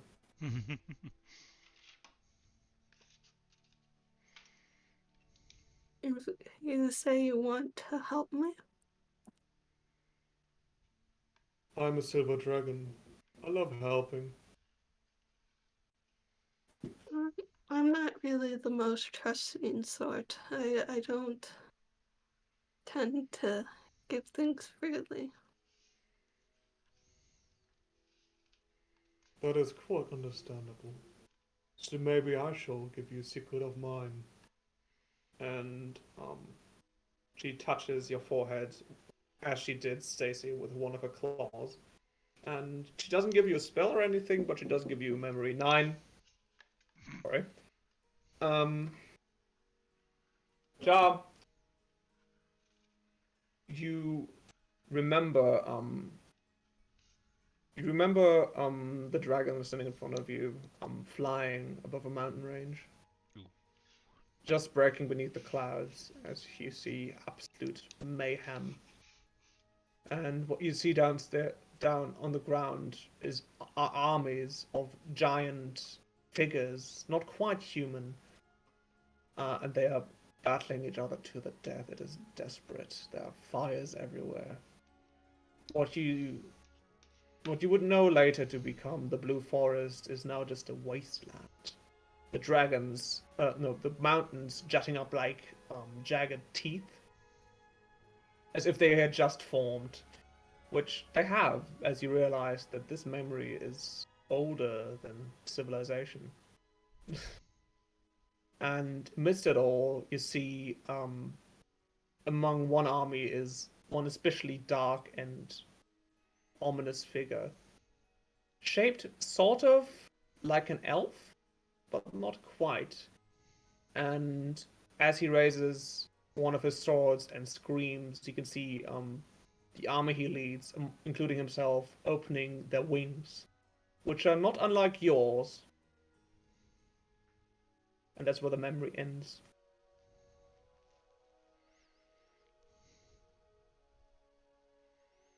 Was interesting. I have known your people for a long time, back before we all split up into different planes. I know a lot more than I care to, and I long to share this with someone. I know you're looking for someone. I'd love to help you, but the figure you just saw is planning to take over once again. Can't have this. But you also read my memories, so you also know I made a deal, and I don't You know my kind don't break deals. Not easily. Well, it seems that all you need to do is find someone for it. Yes. I do believe once your deal is resolved, you will be in a very good position to help me. Help us. You can see her eyes are starting to glow with a dull blue. Not quite the blue of the lamp, but equally ominous. As far as I know, the deal is all the relationship will come to. As far as it goes for now. Things may change, but I don't know. The Finger Eater is a Fae like any other. He is also bound by laws. He is bound to never lie. But be careful, because he too will want to make a deal. Another. Until you too will awaken with eyes blackened by guilt. Beware of the cat. She is not malicious, no. But we don't know what her intentions are yet.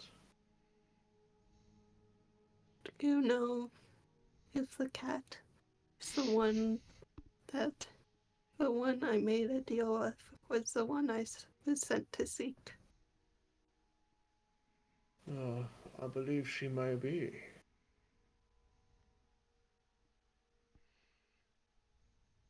Though I would not try tricking her. I do believe she is quite a lot smarter than you. Smarter than me, frankly. And she sits down and relaxes. Now, to help you,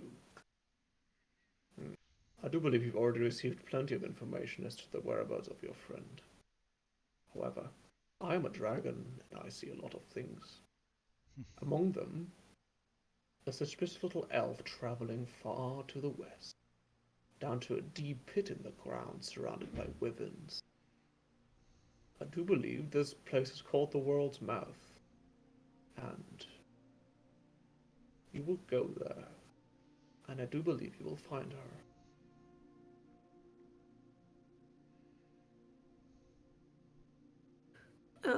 Flora does like a bow to the dragon, very similar to that of like Winter Court Fae, and says like, "Thank you for your help.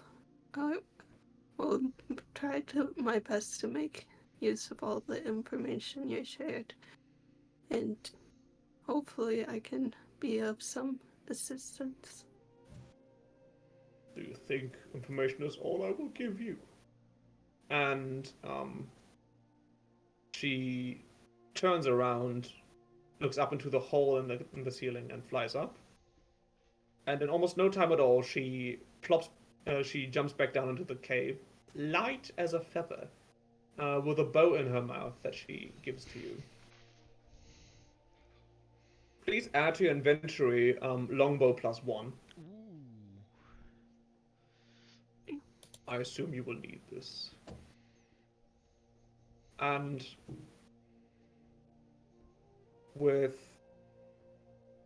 suddenly she stops conversing with you in her mind, and she opens her gigantic mouth, and you hear the voice not unlike a winter wind or a glacier breaking. In Sylvan she says, "Thank you,"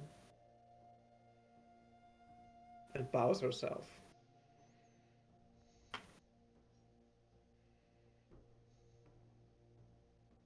I should I signed to like, both of them. I should go see if Stacy needs help. Thank you both for your time today. And I leave to find Stacy. Okay. And oh dear. There's one more thing I want to get over with, and then we can end today's session. All right. So, we're now back in the entrance of the cave. See Siobhan tending to the bear, who is still knocked out. Stacy's standing kind of next to her, holding bandages and a tray of water.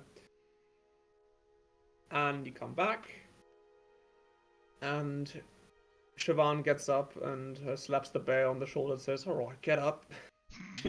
You've had enough mothering for a day. And the bear grumbles at this and gets up and moves out of the cave.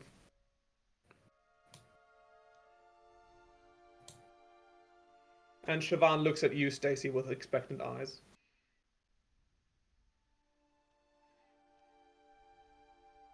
At me. Yes, at you. Like she's waiting at you to say something.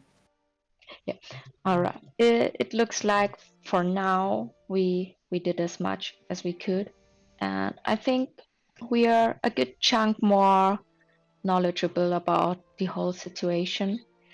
I think it's best that we take our leave for now, and I know you will find a way if you need something else. Oh, that we will. Before you go, though, and she looks a bit flustered, Mother Rana wanted me to ask you, for her, to please go and talk to the matriarch of the Undercity about a cure for her poor toad, Federico. And she looks a bit ashamed at this. I know, I'm sorry, we've already asked so much of you, but Federico has been a bit lame of late. Oh, asking of favors. Stacy remembers what the prince wanted from her. She reaches in her backpack and says, "Here, there's a notebook. The prince from Maracas wants to have knowledge about the circle.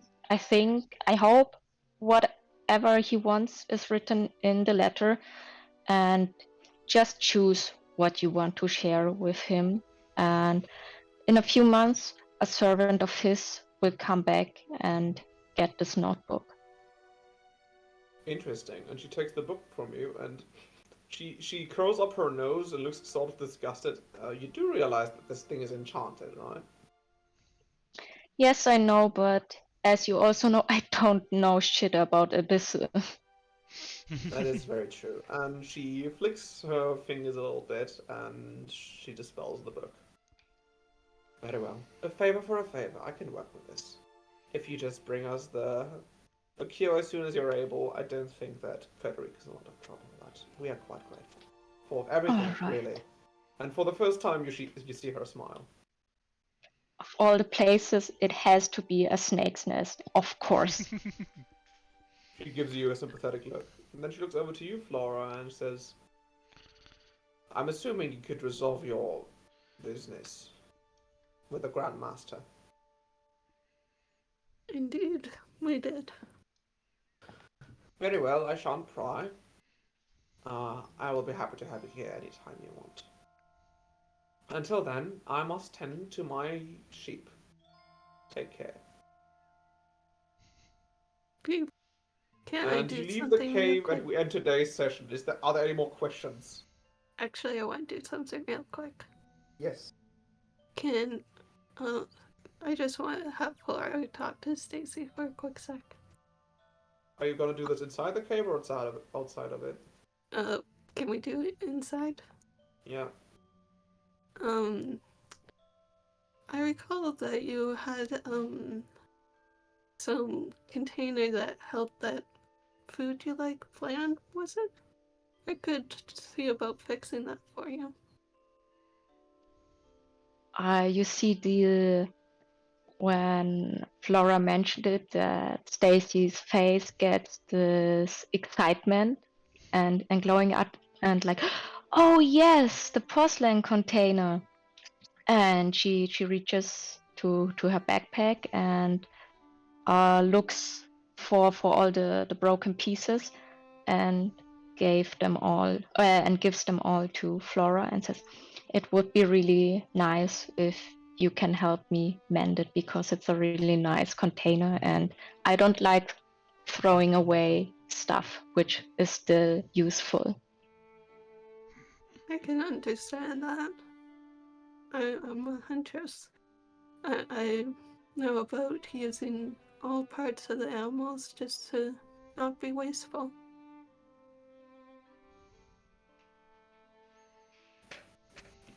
Okay, I'm all good now. And a little bit further out of the cave, Stacy gets another idea and says, "Flora, would you mind looking into my neck and tell me what is stitched in there in Sylvan? What? What? Very well. You go. You look at the little runes that are embroidered into it, and it's actually a name. It says Kitharamus. And on that note, I would like to end it for today, for real. Okay. That's fine for me. Kitaramas. Yeah, right. I'm just going to put it in chat. Ending on a lore drop. Ram. So much lore. Well, Yeah, so much world building. Yeah, I am all tuckered out. This was mostly me talking. I've done a lot. I did a lot more talking this session than past ones. Yeah, we all did because we didn't do a lot of fighting. None, actually. So Well, thanks I thanks kind of everyone fought. for being here. Thank you for playing D&D. Thank you for putting up with my shitty improv. Thank you for having Thank us. you for making the And campaign and, running it. we all I try our think it best in was not here. shitty. Thank Indeed. you. And until next time, which I hope will be soon, we might even get a new player if I manage to advertise the campaign properly. And until I next do time, have a suggestion for a person if you want. yeah, we later. can talk about that later. And thank you, Ante, for streaming it once again and recording it and putting it on YouTube, so I don't have to watch the VOD immediately. Right, and good reminder that I need to do that tomorrow. Yes. Alright, And This thank will you. be in your to-do chest. Indeed. Mhm.